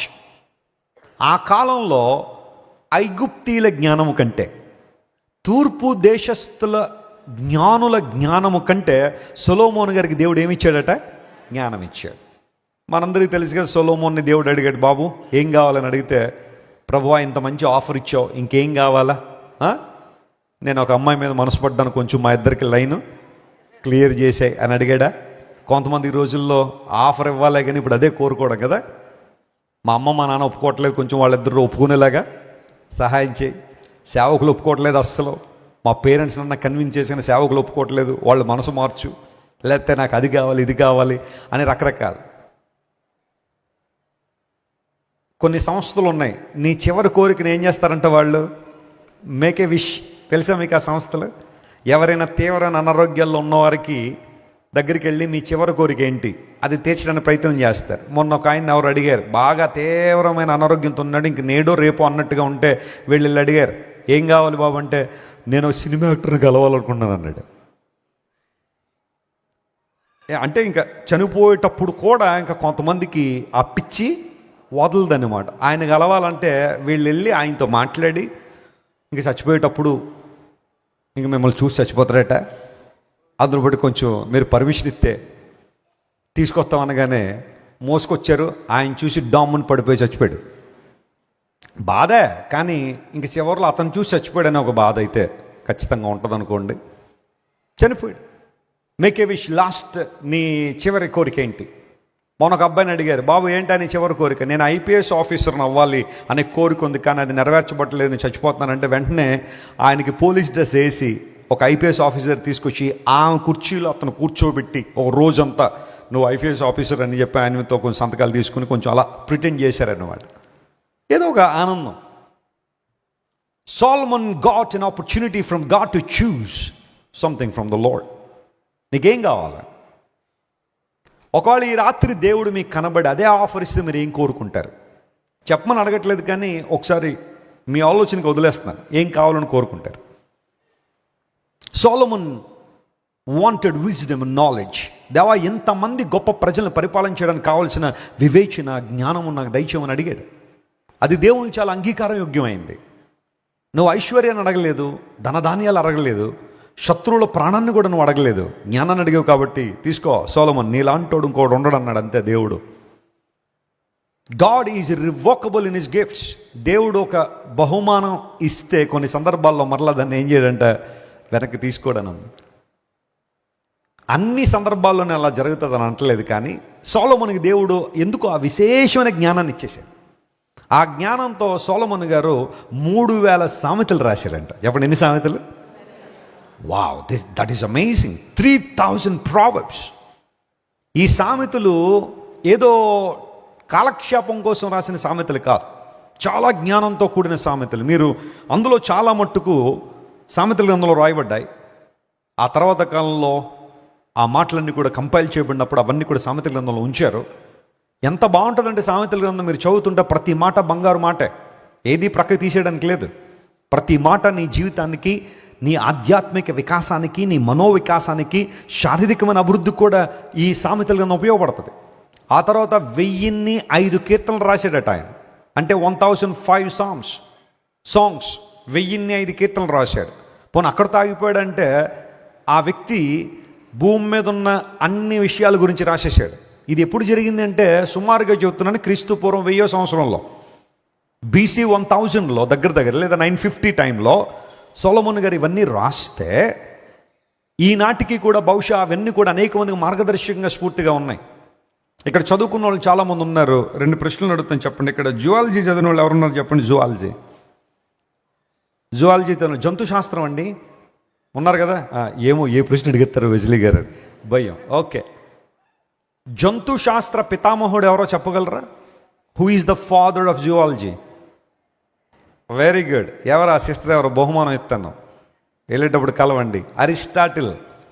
Aristotle అనబడే Greek philosopher, he was called as the father of zoology. జంతు శాస్త్ర పితామహుడిగా అరిస్టాటిల్ని పిలుస్తారు. నేనేమంటానంటే అరిస్టాటిల్ గ్రీకు దేశానికి చెందినవాడు కొన్ని విషయాలు రాశాడు, కానీ అతనికన్నా ముందు సొలొమోన్ గారు జంతువుల గురించి, నేలను ప్రాకే పురుగుల గురించి, పక్షుల గురించి అన్ని విషయాలు రాసేశాడు. అంటే according to the Bible Solomon was the father of geology. చాలా అద్భుతమైన విషయాలు రాసుకుంటూ జంతు శాస్త్రాన్ని గురించిన విషయాలు రాశాడు. బాటనీ చదివిన వాళ్ళు ఎవరున్నారు చెప్పండి ఇక్కడ? బాటనీ, వృక్షశాస్త్రం. Okay, who is the father of botany? Wonderful, Theophrastus. Right answer brother. మీరు వెళ్ళేటప్పుడు కలవండి, మీకు గిఫ్ట్ ఇస్తాను. థియోఫాస్ట్రస్ అనబడే వ్యక్తి బాటనీకి ఆయన పితామహుడు. ఆ తర్వాత మోడ్రన్ బాటనీ కూడా ఒక ఆయన్ని ఫాదర్ ఆఫ్ బాటనీ అని పిలుస్తారు. వృక్షశాస్త్రము, ఏ చెట్టు, ఏ విత్తనము, ఏ మొక్క దేనికి ఉపయోగపడుతుంది, ఆ పువ్వులు, ఆ కాయలు, ఆ కాండము దేనికి ఉపయోగం, ఇలాంటి అన్నీ రాసేస్తారు బాటనీ వాళ్ళు. ఒక చెట్టు మనం చూడగానే మనం ఇది నేరేడు చెట్టు, మర్రి చెట్టు, మామిడి చెట్టు, వేప చెట్టు అంటాం, కానీ వాళ్ళు మాట్లాడే మాటలు సైంటిఫిక్ నేమ్స్తో పిలుస్తారు వాటిని. ఇది అది, ఇది ఇది ఇది అని. అంత జ్ఞానం. బట్ సొలొమోను గారు క్రీస్తు పూర్వం 1000వ సంవత్సరంలోనే ఈ బొటనీకి సంబంధించిన విషయాలు, వృక్షానికి సంబంధించిన విషయాలు, పెద్ద పెద్ద వృక్షాల దగ్గర నుండి గోడలో మొలిచే హిస్సోపు మొక్క దగ్గర వరకు కూడా వాటి యొక్క క్యారెక్టరిస్టిక్స్ అన్ని రాసుకుంటూ వచ్చాడట ఆయన. అంటే ఇంత జ్ఞానాన్ని దేవుడు అతనికి ఇస్తే సొలొమోను అపార ప్రతిభావంతుడిగా, మేధస్సు కలిగిన వాడుగా, జ్ఞాన సంపన్నుడిగా కనబడితే, ఇక్కడ పాయింట్ మీకు చెప్పాలన్నది ఏంటో తెలుసా? దేవుని ద్వారా ఇవ్వబడిన జ్ఞానాన్ని పొందుకున్న సొలొమోను అంత జ్ఞానవంతుడైతే నా ప్రభు అయిన యేసయ్య ఇంకెంత జ్ఞానవంతుడు. చెప్పలు కూడా దేవుని మహిమపరచండి. Can you imagine the knowledge of God? దేవునికి జ్ఞానాన్ని, ఆయన తెలివిని శోధింప సఖ్యమో కాదు అన్నాడంత. ఈ సకల చరాచర సృష్టించిన దేవుడు తన జ్ఞానాన్ని బైబిల్లో ఉంచి, ఇది నేర్చుకోండి, బైబిల్ గ్రంథాన్ని పఠించండి, బైబిల్ గ్రంథం ప్రకారం జీవించండి, మీ జీవితాలు బాగుపడతాయని లేఖనం చెబుతూ ఉంటే, చాలామంది రోజుల్లో ఏముందండి బైబిల్లో మేము నేర్చుకునేది, ఏముందండి బైబిల్లో మాకు అర్థం కానిది, ఏముందండి బైబిల్లో మేము కొత్తగా నేర్చుకునేదని చాలామంది బైబిల్ తృణీకరించేవారు. I would like to advise all the students here, cling to the word of God and you will be succeeded in every area of your life. దేవుని వాక్యాన్ని క్షుణ్ణంగా చదవండి, దేవుని వాక్యాన్ని అనుసరించండి, వాక్య ప్రకారం జీవించండి, లెస్సైన జ్ఞానమును మీ హృదయంలో దాచుకోండి, అప్పుడు నీ పాదం ఏమవదో తొట్టిల్లదు. ఇది ఈ క్లాజ్ ఇక్కడ ఉపయోగించాలి మనం. ఎప్పుడు అంటే లెస్సైన జ్ఞానాన్ని మన హృదయంలో భద్రపరుచుకున్నప్పుడు మన పాదం తొట్టిల్లదు. లోకం ఒక జారుడు బండలా ఉంది ఈ రోజుల్లో. ఎక్కడ చూసినా పాపము పెట్టిరేగిపోతుంది. మనుషులు స్వేచ్ఛ స్వాతంత్రాలనే పేర్లతో దైవ నియమాలను కాలరాస్తూ, దైవ నిర్ణయాలను కాలరాస్తూ, దైవ సంకల్పాలను కాలరాస్తూ ఇష్టానుసారం జీవించే సమాజం. నా ఇష్టం, నా స్వేచ్ఛ, నా స్వాతంత్రం అనే ఆలోచనలు చాలామందికి రావడం ద్వారా దేవుని వాక్యానికి లోబడలేకపోతున్నారు. ఒక జారుడు బండలా ఉంది ప్రపంచం. బయటికి వెళ్తే, కన్ను తిప్పితే పాపం, చెవులతో వినాలంటే పాపసంబంధమైన పాటలు, మాటలు, లోకసంబంధమైన ఇవన్నీ కూడా విషపూరితమైన బంధాలు, అశ్లీలమైన బంధాలు, విషపూరితమైన ప్రవృత్తి ప్రపంచంలో కనబడుతుంటే, what will keep you holy? What will keep you undefiled? నువ్వు చెడిపోకుండా ఉండాలంటే, నీ పాదం తొట్టిల్లకుండా ఉండాలంటే, నువ్వు పడిపోకుండా ఉండాలంటే నీకు సహాయపడేది ఏది అంటే అది దేవుని వాక్యమే. హల్లెలూయా. దావీదు మహారాజు 119వ కీర్తనలు అంటాడు, ప్రభువా నేను పాపము చేయకుండునట్లు నీ వాక్యమును ఎక్కడ ఉంచుకున్నాను? నా హృదయంలో. పాపం చేయడానికి ఎన్నో అవకాశాలు రావచ్చు, నీకు ఎన్నో శోధనలు రావచ్చు, ఎవరో నిన్ను అపరిమితంగా నిన్ను శోధిస్తూ ఉండొచ్చు. పాపానికి, ఒక చెడు స్నేహానికి నిన్ను శోధించుతూ ఉండొచ్చు, ఒక చెడు నిర్ణయానికి నిన్ను శోధిస్తూ ఉండొచ్చు, నీ స్నేహితులు, బంధువులు కావచ్చు, నీ చుట్టూ ఉన్న వారందరూ భయంకరంగా నిన్ను ప్రలోభ పెడుతూ ఉండొచ్చు. కానీ if you want to keep holy, నీ జీవితాన్ని పరిశుద్ధంగా ఉంచుకోవాలనుకుంటే, చెడిపోకుండా ఉండాలంటే వాక్యం ఏం చేయాలట? హృదయంలో ఉంచుకోవాలి. దేవుని వాక్యం నీకు వెలుగునిస్తుంది, దేవుని వాక్యం నేను సత్యంలో స్థిరపరుస్తుంది, ఉన్నతమైన ఆశీర్వదిస్తుంది. కనుక అప్పుడు నీ పాదము తొట్టిల్లదు, అప్పుడు నువ్వు సురక్షితంగా ఉంటావు. ఎప్పుడు అంటే లెస్సైన జ్ఞానమును మన హృదయాల్లో ఉంచుకున్నప్పుడు. Praise the lord. రెండో అంశం దగ్గరకు వద్దాం. చూడండి, మరొక మాటను కూడా ఈ సందర్భంలో మేము ముందుకు తీసుకొస్తాను. సామెతల గ్రంథం 16వ అధ్యాయం 3వ వచనం తీయండి. అక్కడ కూడా ఈ అప్పుడు అనే మాట ఒకటి నేను చూశాను, అది ఎప్పుడు అనేది ఆలోచించేద్దాం. నీ పనుల భారము, సామెతల గ్రంథం 16:3, నీ పనుల భారము యెహోవా మీద నుంచుము, యెహోవా మీద ఉంచుము, అప్పుడు నీ ఉద్దేశములు సఫలమగును. అప్పుడు నీ ఉద్దేశములు ఏమవుతాయట? సఫలమవుతాయి. మరలా నా వైపు చూడండి అందరూ ఒకసారి. ఎంతమంది ఉద్దేశాలు సఫలం అవ్వాలని కోరుకుంటున్నారు? Praise the lord. అందరికీ ఆశ కదా, ఎందుకంటే మనందరికీ కొన్ని ఉద్దేశాలు ఉన్నాయి, కొన్ని ఆశలు ఉన్నాయి, కొన్ని యోచనలు ఉన్నాయి, ఇవి నెరవేర్చబడాలనే కోరిక. అమ్మా మీరు ఎందుకు దేవుని దగ్గరికి వచ్చారు అంటే ఒక్కొక్కరు ఒక ఆన్సర్ చెప్పగలరేమో. కొంతమంది మాకు స్వస్థత కావాలని వచ్చామండి, కొంతమంది మాకు విడుదల కావాలండి, కొంతమంది మా అబ్బాయి మా అమ్మాయి రక్షణ పొందాలని ప్రభు దగ్గరికి వస్తున్నామండి, కొంతమంది ఆర్థికంగా విడుదల పొందాలని వస్తున్నామండి. కారణాలు ఏమైనా ఉండొచ్చు. యేసు ప్రభు దగ్గర రావడం ద్వారా మొట్టమొదటిగా నీకు జరిగే లాభం ఏంటంటే నీ ఆత్మరక్షణ పొందుతావు. ప్రభు నీ పాపాలు క్షమించి పాప బంధకాల నుంచి విడుదల చేస్తారు. ఆ తదుపరి ప్రియుడానికి ఆత్మవర్ధిల్లుచున్న ప్రకారము అన్ని విషయాల్లో నువ్వేం చేయాలి? వర్ధిల్లాలి. ఆత్మ సంబంధన కార్యాల కోసం ప్రభు దగ్గరికి వచ్చాం మనందరం. But in addition to that, దానితో పాటుగా మన అవసరాలు కూడా దేవుడు ఏం చేస్తారు చెప్పండి? తీరుస్తాడు. పేతురు అవసరాన్ని దేవుడు తీర్చాడా లేదా? ట్యాక్స్ కట్టాల్సిన సమయం వచ్చినప్పుడు 60 షెకెళ్ళు అనే పన్ను వసూలు చేసేవాళ్ళు వచ్చారు. పేతురు, మీ బోధకుడు పన్ను చెల్లింపడా అని అడిగారు. అక్కడ బోధకుడు చెల్లించాలా, పేతురు గారు కూడా చెల్లించే పరిస్థితి వచ్చిందని వారు గ్రహించిన తర్వాత యేసుప్రభు వారు అన్నారు, పేతురు నువ్వు పని చేయి, గలీల సముద్రం దగ్గరికి వెళ్ళి ఒక గాలం వేయి, మొదట చేప ఒకటి పడుతుంది, ఆ చేప నోట్లో ఏముంటుంది? ఒక షెకెల్ ఉంటుంది, అది నీకు ఒక 1/2 షెకెల్, నాకు ఒక 1/2 షెకెల్, ఏం కట్టేద్దాం?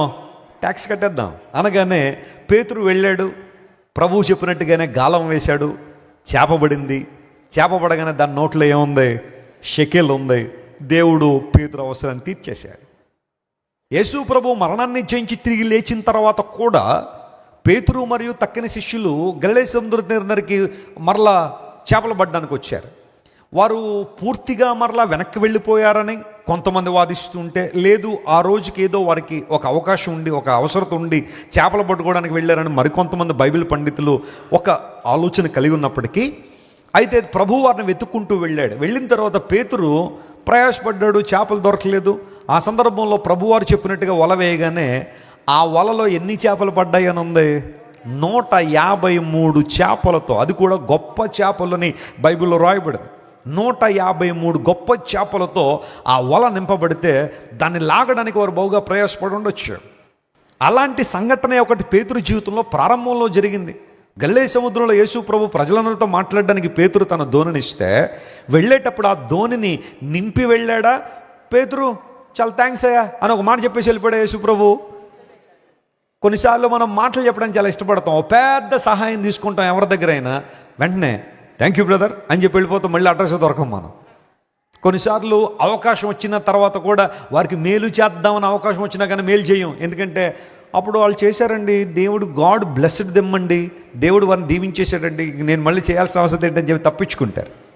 నేను చెప్తాను ఎప్పుడు కూడా, మేలు చేసే అవకాశం నీకు ఎప్పుడైనా వస్తే అది మరలా నువ్వేం చేయాలా? ఖచ్చితంగా చెయ్యి. గట్టెక్కేసిన తర్వాత తుపాకీ దెబ్బకు దొరకకుండా వెళ్ళిపోతుంటారు చాలామంది. అది మంచి పద్ధతి కాదు. ఎవరైనా నీ కష్టాల్లో ఆదుకున్నారా? ఇబ్బందుల్లో ఆదుకున్నారా? మాట సహాయం కానీ, ఆర్థిక సహాయం కానీ, ఏ సహాయం అందించారా? జీవితంలో మర్చిపోక వాళ్ళని. నంబర్ 2, వారికి ఏదైనా మేలు చేయాల్సి వస్తే రెండో ఆలోచన వద్దు, ఇంకా చెయ్యి. ఎందుకంటే వాళ్ళు ఒకసారి నీకు మేలు చేశారు కాబట్టి తిరిగి మేలు చేయడంలో పొరపడలేదు. పేతురుని దేవుడు ఆశీర్వదించి వెళ్ళాడు. ఏ దోణినైతే ప్రభువారు వాడుకున్నారో వాక్యం చెప్పడానికి ఆ దోణిని నింపి వెళ్ళాడు. 2 దోణులంట చేపలు వచ్చాయి. విస్తారమైన దీవులు ప్రభు ఇచ్చాడు. ప్రియులారా గమనించండి, యేసుక్రీస్తు ప్రభు మన అవసరాలను కూడా తీర్చగలిగిన వాడు. హల్లెలూయా. అయితే ఇప్పుడు మనం చేయాల్సిన పని ఏంటంటే, బైబిల్ సెలవిస్తూ ఉంది, నీ ఉద్దేశములు సఫలం అవుతాయి, నీ యోచనలు సఫలం అవుతాయి, దేవుడు నీ కోరికను సిద్ధింపజేస్తాడు, నీ ఆలోచన సఫలపరుస్తాడు, నీకున్న అవసరాన్ని తీరుస్తాడు, ప్రతి పరిస్థితుల్లో నీకు తోడు నీడగా ఉంటాడు. సింహబిల్ ఆకలి గుని ఉన్న ఆయన ఎందు భయభక్తుల వారికి ఏ మేలు కొదువై ఉండదని బైబిల్ చెప్పినట్టుగా, దేవుని కార్యాలను నువ్వు చూడాలంటే ఇక నువ్వు చేయాల్సిన పని ఒకటి ఉంది. అదేంటో తెలుసా? నీ పనుల భారం ఎవరి మీద వేసేయాలి? చాలాసార్లు మన భారాన్ని మన మీదే ఉంచుకుని, మన భారాన్ని మనమే మోస్తూ మూలుగుతూ ఉంటాం, బాధపడుతూ ఉంటాం. ప్రభు చేతికి వాటిని ఇవ్వాలన్న ఆలోచన ఉండదు. మనమే ఏదోటి చేసేద్దాం అన్న ఆలోచనలో కొన్నిసార్లు మన భారాన్ని మన మీదే పెట్టుకుని దేవుణ్ణి తక్కువగా అంచనా వేస్తూ ఉంటాం. నీ భారం ప్రభు మీద వేసాయి అంటే, ఎప్పుడైనా కష్టం వస్తే, ఇబ్బంది వస్తే, ప్రతికూలత వస్తే మొట్టమొదటిగా విశ్వాసంతో నువ్వేం చేయాలా? ప్రార్థన చేయాలా. ప్రభువా, దీనిలోంచి నేను ఎలా బయటపడగలనో కావలసిన జ్ఞానం నాకు దయచేయమని ప్రార్థన చేయాలి. ఆ జ్ఞానాన్ని దేవుడు లేఖనాల ద్వారా నీకు ఇస్తాడు. పరిశుద్ధాత్మ దేవునికి నడిపింపు ద్వారా దేవుడు నీకు ఇస్తాడు. కొన్ని సందర్భాల్లో దేవుని సేవకుల ద్వారా దేవుడు నీతో మాట్లాడతాడు.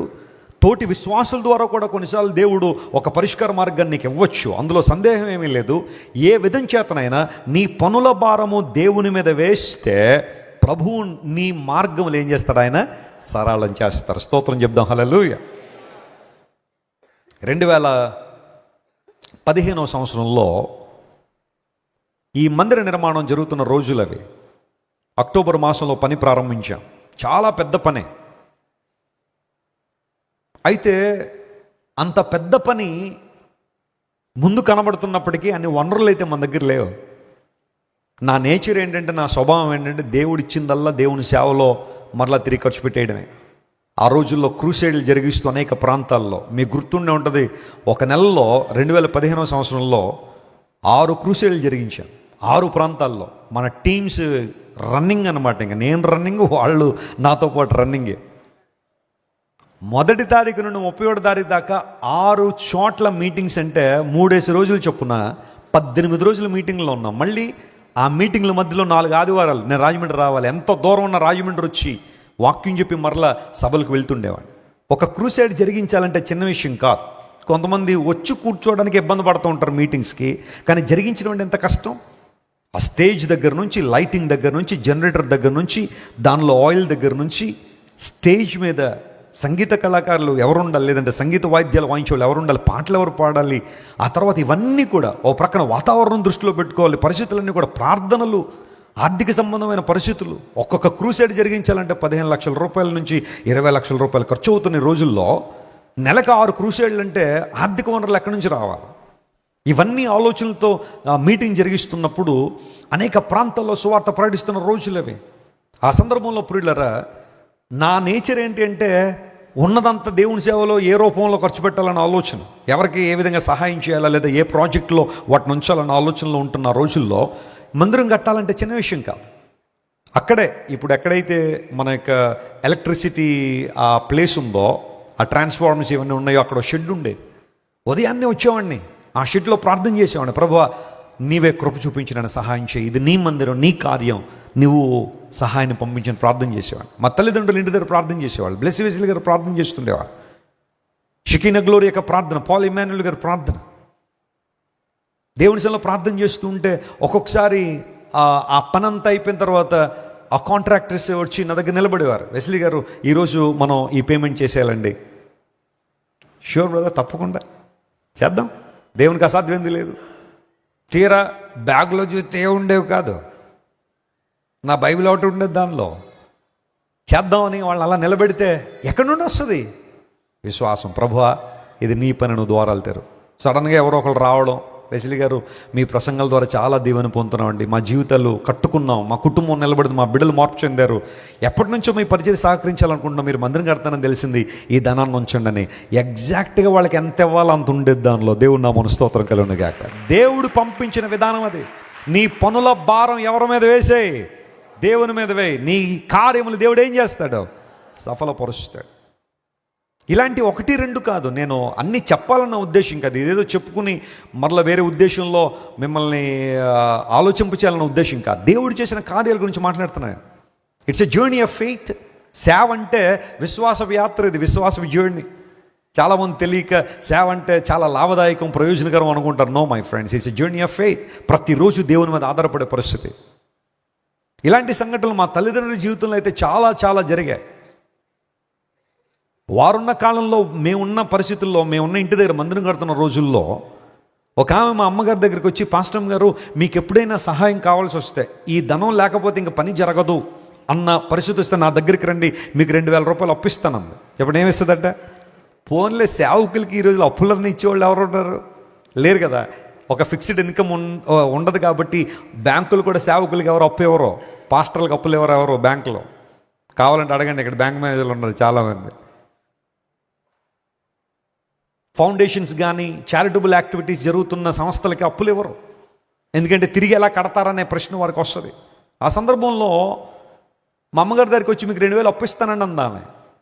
ఫోన్లో అప్పిచ్చేవాళ్ళు ఉన్నారు కదా అని చెప్పి మా అమ్మగారు అది ఆలోచన అలా పక్కన పెట్టి ఉంచారు, ఎప్పుడైనా ఉపయోగపడద్దు. ఒక రోజున వచ్చారు, పనంతా జరిగింది, పనివాళ్ళు మందిరం కట్టి ఆ పనంతా అయిపోయిన తర్వాత, అయ్యా పాస్టర్ గారు డబ్బులు ఇస్తే వెళ్ళిపోతాండి శనివారం. తడుముకుంటే ఎక్కడ డబ్బులు లేవు. వెంటనే ఆమె గుర్తొచ్చింది. మా అమ్మగారు గవ పరిగెత్తి, సిస్టర్ గారు 2000 అప్పిస్తున్నారు కదండి, అవసరం వచ్చిందండి, కొంచెం సహాయం చేయండి. పాస్టర్ గారు నేను వచ్చి ఉంటే 5000 ఇచ్చేదానండి. కొంతమంది ఇలాంటి నేచర్ ఉంటుంది చూసారా, ఆ టైంలో చేయరట. నిన్న వచ్చుంటే 1,00,000 రూపాయలు ఇచ్చేద్దునయ్యా నీకు, ఈరోజు ఇచ్చే రూపాయి కూడా ఇవ్వలేకపోతున్నాను నీకు అంటారు చూసారా. అది కావాలని అనడం అంతే, లేక కాదు. కొన్ని సందర్భాలు అలా ఉంటాయి. కొంతమంది నిన్నొచ్చుంటే లేదా మొన్నొచ్చుంటే, నా దగ్గర ఇప్పుడు లేవండి, పాస్టమ్ గారు ఇప్పుడు ఆ ఆలోచన ఏంటి, ఇప్పుడు ఆ పని వాళ్ళు మా తల్లిదండ్రులు నిందిస్తే చూడాలని ఆశ అనమాట. మాకు తెలుసు ఆమె అలాంటి స్వభావం కలిగిన వ్యక్తే. మా అమ్మగారు వచ్చారు ఇంటి దగ్గరికి వచ్చి, ప్రభువా మమ్మల్ని సిగ్గుపరచొద్దయా, నీ మీద ఆనుకున్నాం, నీ మీద ఆధారపడుతున్నాం, సిగ్గుపరిచే దేవుడు కాదు. ప్రార్థన చేస్తున్నారు, నీరసంగా ఉంటే మా నాన్నగారు అన్నారు, అమ్మ నువ్వు నీరసపడొద్దు, ప్రార్థన చేయి, దేవుడు సహాయం చేస్తారు. ఒక యవనస్తుడు వచ్చాడు, పాస్టమ్మ గారు ఇక్కడ ఉంటారట కదండి, మా అమ్మగారు రమ్మంటున్నారండి ప్రార్థన చేయడానికి, ఒకసారి ఇంటికి రమ్మంటున్నారు ప్రార్థన చేయాలని.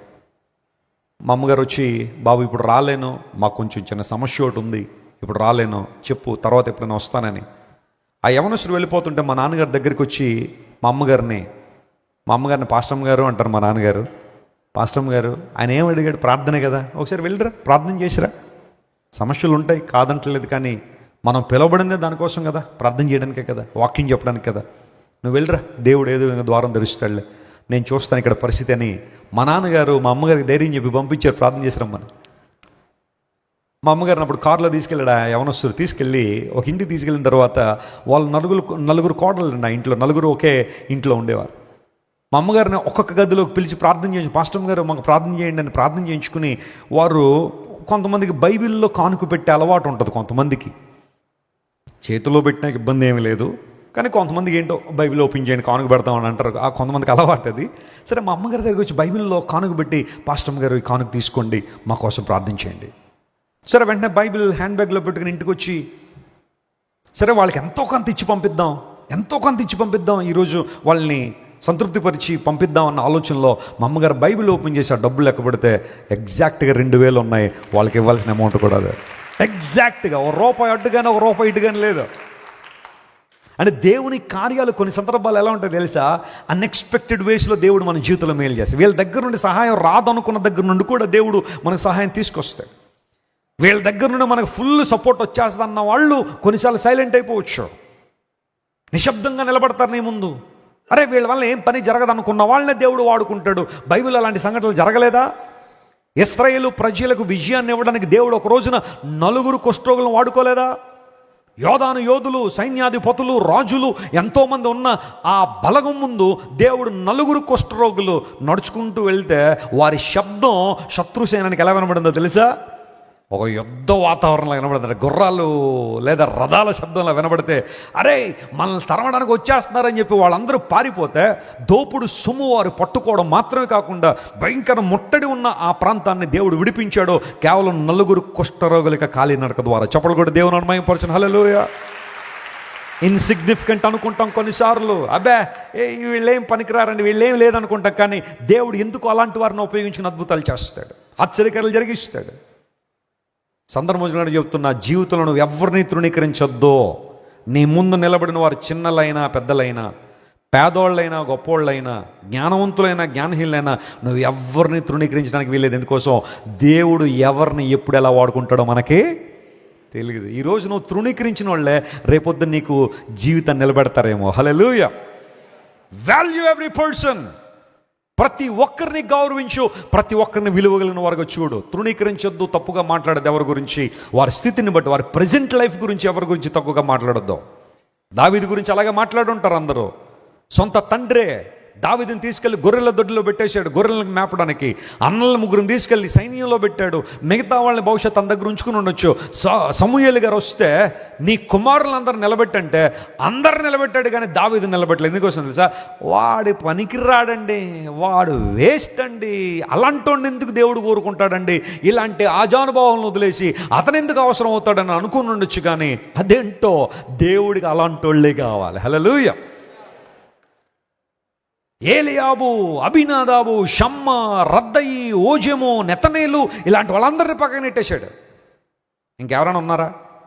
ఉన్నాడండి, ఒకడు గొర్రెల దగ్గర ఉన్నాడండి, ఒకసారి పిలిచే.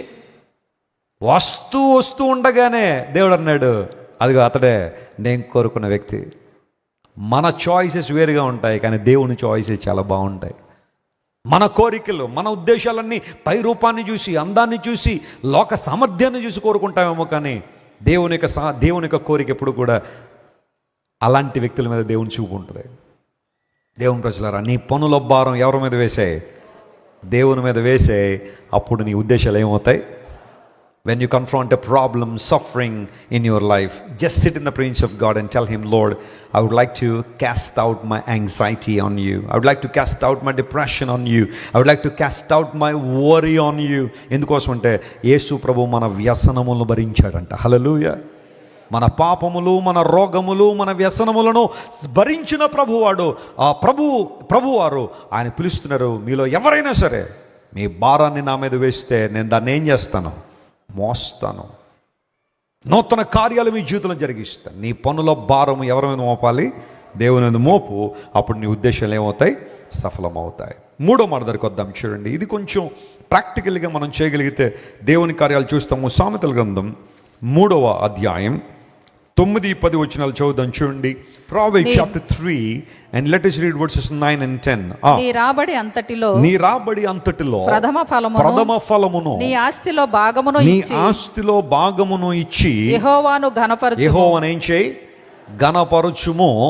అప్పుడు నీ కొట్లలో, ఆ మాట అండర్లైన్ చేసుకోండి, అప్పుడు నీ కొట్లలో ధాన్యము సమృద్ధిగా ఉండును. నీ గానుగలలో నుండి క్రొత్త ద్రాక్షారసము పైకి పొరలి పారును. హల్లెలూయా. 10వ వచనం మనందరికీ బాగా ఇష్టమే కదా. క్లెయిమ్ చేస్తాం, ప్రభువా క్రొత్త ద్రాక్షారసం పొర్లి పారుతుందన్నావు కదా నాయన, ధాన్యాన్ని సమృద్ధిగా ఇస్తానన్నావు కదా ప్రభువా, ఇవ్వండి ప్రభువా అని ప్రార్థన చేస్తాం, మంచిదే. కానీ అక్కడ చేయాల్సిన పని ఏంటో తెలుసా? 9వ వచనంలో అంటాడు, నీవు ఇచ్చి యెహోవాను ఏం చేయి? ఘనపరచు. ఇవ్వడం అనేది నేర్చుకోవాలి, గివింగ్ అనేది నేర్చుకోవాలి. అది ఎంత ఏంటి అనేది దేవుడు నీకు ఇచ్చిన నడిపింపుని బట్టి నువ్వు చేయొచ్చు, అందులో ఇబ్బంది ఏం లేదు. కానీ గివింగ్ అనేది క్రైస్తవునికి దేవుడు ఇచ్చిన ఒక బాధ్యత. అందరూ చెప్పండి, ఏంటది? It's a responsibility, it's a privilege అంటాను కొన్ని సందర్భాల్లో. ఇవ్వడం అనేది మనం నేర్చుకోవాలి. ఇచ్చి యెహోవాను గణపరచు. నీ సమయాన్ని ఇవ్వు, నీ సామర్థ్యాన్ని ప్రభువు కోసం ఇవ్వాలా. నీ సొమ్మును దేవుని కార్యాల కోసం ఖర్చు పెట్టే వ్యక్తిగా నువ్వు ఉండగలిగితే, బైబిల్ సెలవిస్తూ ఉంది, నీ కొట్లలో ధాన్యము సమృద్ధిగా ఉంటుంది. నీ కొరతలను దేవుడు తీసివేస్తాడు, సమృద్ధినిస్తాడు ఆయన. బైబిల్ గ్రంథం ఆదికాండము నుండి ప్రకటన గ్రంథం వరకు మనం చూస్తే గివింగ్ అనే కాన్సెప్ట్ బైబిల్లో మనం చూస్తాం. క్రైస్తవ్యం యొక్క పునాదుల్లో ఒక పునాది ఏంటో తెలుసా? ఇవ్వడం. నేర్పిస్తాం సంఘాల్లో, ఇవ్వడం నేర్చుకుంటాం. ఎందుకోసం తెలుసా? సెల్ఫిష్నెస్ని మనం ఓవర్కమ్ చేయాలి, స్వార్థాన్ని ఓవర్కమ్ చేయాలి. మనం ఇవ్వడం నేర్చుకున్న వాడికి స్వార్థం ఉండదు. హల్లెలూయా. దేవుని కార్యాల్లో మనం వాడబడాలి, మన ధనం దేవుని సేవలో వాడబడాలి. మీరు అలాంటి ప్రార్థన చేస్తాం. మీరు ఎవరైనా, ప్రభువా నా కష్టార్జితాన్ని దీవించు, ఇది నీ సేవలో వాడుకో ప్రభు అని ఎప్పుడైనా ప్రార్థన చేసావా? అంతా ఇమ్మని దేవుడు చెప్పలేదు. అంతా ఇవ్వడానికైనా దేవుడు ఆయన యోగ్యత కలిగిన వాడే, అర్హుడే. కానీ దేవదేవుడు హృదయములో నిశ్చయించుకున్న దాన్ని మీరు దేవుని కోసం ఇవ్వండి. దేవుడు ఉత్సాహంగా ఇచ్చేవాడిని ఏం చేస్తాడు? ప్రేమిస్తాడు అని బైబిల్లో రాయబడినట్టుగా దేవుని కొరకు ఇచ్చేవారంగా మనం ఉండాలని బైబిల్ సెలవిస్తూ ఉంది. నేను యునైటెడ్ స్టేట్స్ వెళ్తున్న ప్రతిసారి అమెరికాలో వాషింగ్టన్ DC నగరం ఉంది. అది అమెరికా దేశపు క్యాపిటల్ సిటీ. చాలా బాగుంటుంది నగరం. ఆ రోడ్ల మీద వెళ్తుంటే పెద్ద పెద్ద భవంతులు, ఆ ఆర్కిటెక్చర్ చాలా మిరుమిట్లు గొలుపుతుంది. అక్కడ వైట్ హౌస్ ఉంటుంది, దానిలో ఎవరు ఉంటారు? అమెరికన్ ప్రెసిడెంట్ ఉంటారు. క్యాపిటల్ బిల్డింగ్ ఉంటుంది, అమెరికన్ పార్లమెంట్ అక్కడ జరుగుతుంది. ఇంకా అక్కడ నుంచి చాలా అడ్మినిస్ట్రేటివ్ బ్లాక్స్ అన్నీ ఉంటాయి వాషింగ్టన్ DCలో. అయితే అమెరికాలో కుటుంబం చాలా కాలం నుండి వారు అక్కడే, వాళ్ళు పౌరులు అనుకోండి, వాళ్ళు జీవిస్తూ ఉంటే వారు ప్రార్థన చేశారు, ప్రభువా మా బిడ్డలు అనేక మందికి ప్రయోజనకరంగా ఉండాలి, వారు నీకోసం ఏదైనా గొప్ప కార్యం చేసేలా మా పిల్లల్ని ఆశీర్వదించని తల్లిదండ్రులు ప్రార్థన చేశారు. ఆ బిడ్డలు కూడా యవన కాలంలోకి వచ్చిన తర్వాత వారు కూడా అదే ప్రార్థన, ప్రభువా bless us so that we want to become a blessing.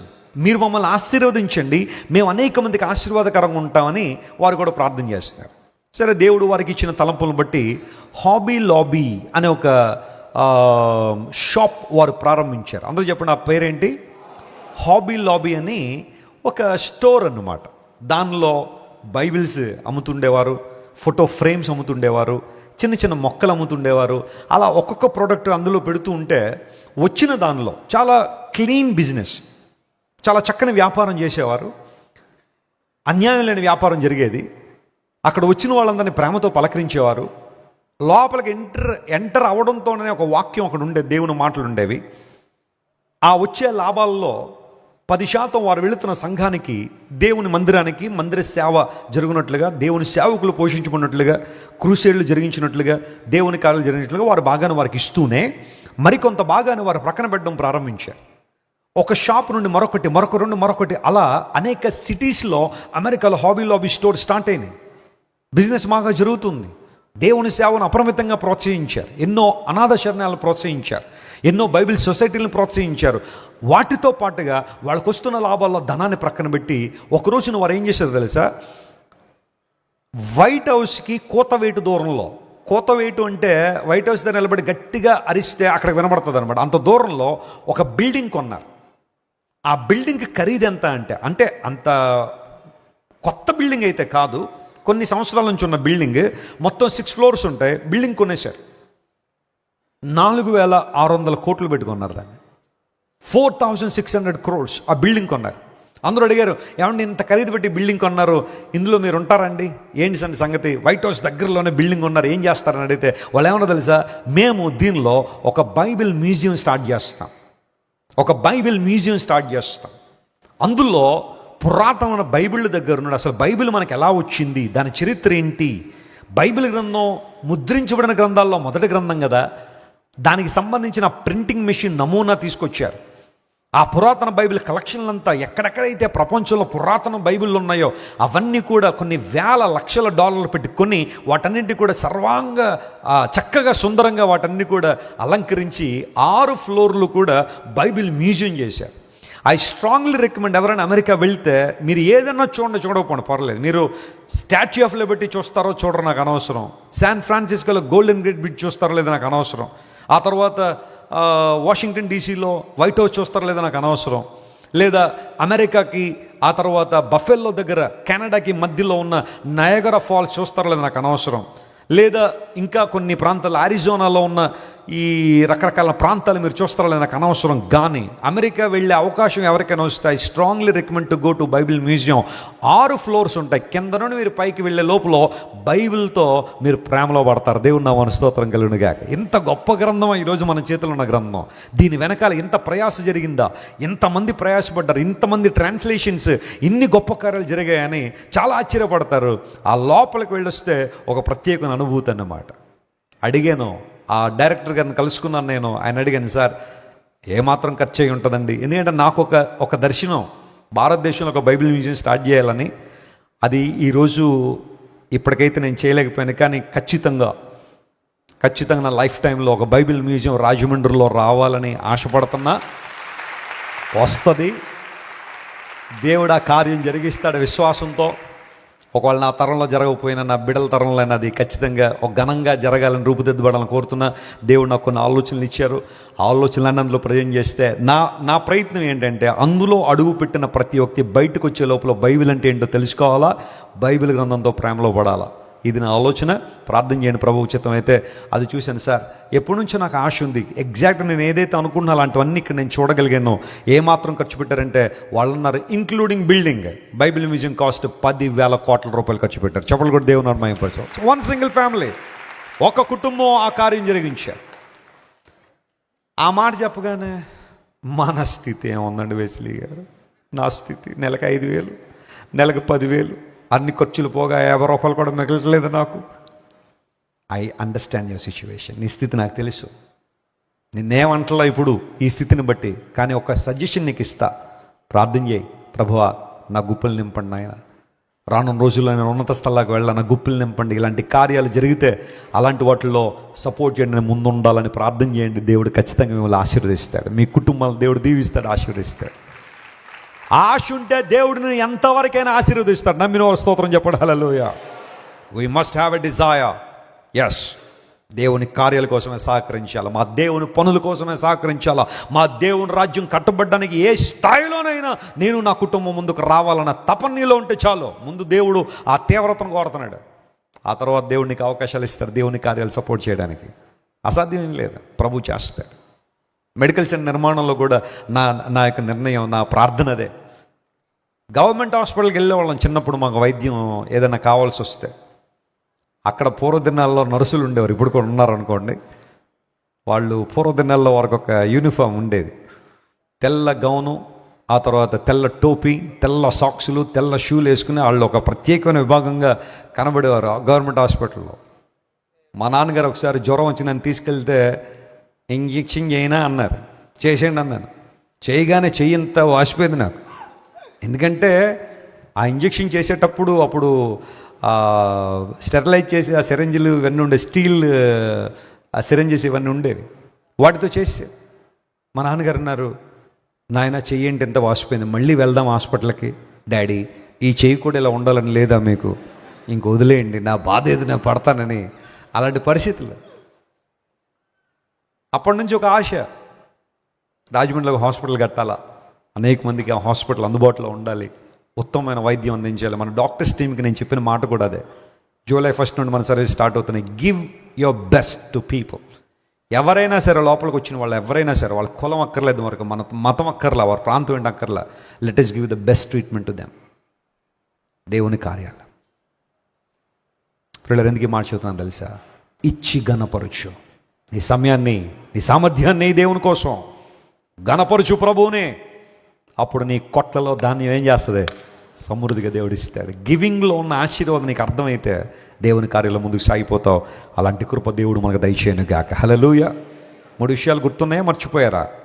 లెస్స అయిన జ్ఞానమును భద్రము చేసుకునుము, అప్పుడు నీ పాదం ఏమవుదో తొట్టిల్లదు. నీ పనుల భారం యెహోవా మీద ఉంచుము, అప్పుడు నీ ఉద్దేశాలు ఏమవుతాయి? ఆ తర్వాత 3వ మాట అందరూ చెప్పాలి గట్టిగా, ఇచ్చి ఘనపరచుము. చాలా అవన్నీ అక్కర్లేదు రండి. ఇచ్చి ఘనపరచుము, అప్పుడు నీ కొట్టలో ధాన్యము ఎలా ఉంటుంది? సమృద్ధిగా ఉంటుంది. ప్రార్థన చేసుకుందాం. ప్రేమగల తండ్రి, ఇంతవరకు మీరు మాతో మాట్లాడిన ప్రతి మాటను బట్టి నీకు స్తోత్రాలు. లెస్స అయిన జ్ఞానం మా హృదయాల్లో ఉంచుకున్నప్పుడు మా పాదము తొట్టిల్లదని వాగ్దానం చేసావు ప్రభువా. ఈరోజు మనుషులందరూ లోకసమైన జ్ఞానం కోసం ప్రాకులాడుతుండగా నీ బిడలుగా మేము వాక్యసమైన జ్ఞానంలో అభివృద్ధి పొందడానికి మీరే సహాయం చేయండి. పనుల భారం దేవుని మీద ఉంచుమని నీ వాక్యంలో రాయబడింది. కొన్నిసార్లు ఆ భారాన్ని మా మీదే వేసుకుని మూలుగుతున్నాము ప్రభువా, నీరసించిపోతున్నాము, డిప్రెషన్లోకి వెళ్ళిపోతున్నాము. మమ్మల్ని క్షమించు. మా వరీస్, మా యాంగ్జైటీస్, మా పనుల భారం అంతా నీ మీద వేయడానికి కావాల్సిన కృప దయచేయండి. ఇచ్చి ఘనపరచు దేవుణ్ణి, నీ సమయాన్ని, నీ సామర్థ్యాన్ని, సొమ్ము. దేవుడు సమస్తాన్ని మనకిచ్చాడు కనుక ఆయనకి మనం ఏది ఇచ్చినా అతిశయపడడానికి లేదు. ఇచ్చి ఘనపరచు, నీ కొట్టలో ధాన్యం సమృద్ధిగా, క్రొత్త ద్రాక్షారసం ఏరులై పారుతుందని వాక్యంలో రాయబడింది. Lord, we trust your word. ఇది నీ మాట కనుక నమ్ముతున్నాం ప్రభువా. ఇవ్వడంలో మేమందరం కూడా స్థిరమైన మనసుతో ముందు కొనసాగడానికి సహాయం చేయండి. ఈ వాక్యం ద్వారా మా ప్రియులను తాకినందుకు, ముట్టినందుకు నీకు స్తోత్రాలు చెల్లిస్తూ, అన్ని విషయాల్లో నీ చిత్తాన్ని మా చిత్రం నెరవేర్చమని ప్రాధేయపడుతూ యేసుక్రీస్తు వారి దివ్య సముఖంలో ఈ మా మనవులు సమర్పించి వేడుకొనిచున్నాము తండ్రి.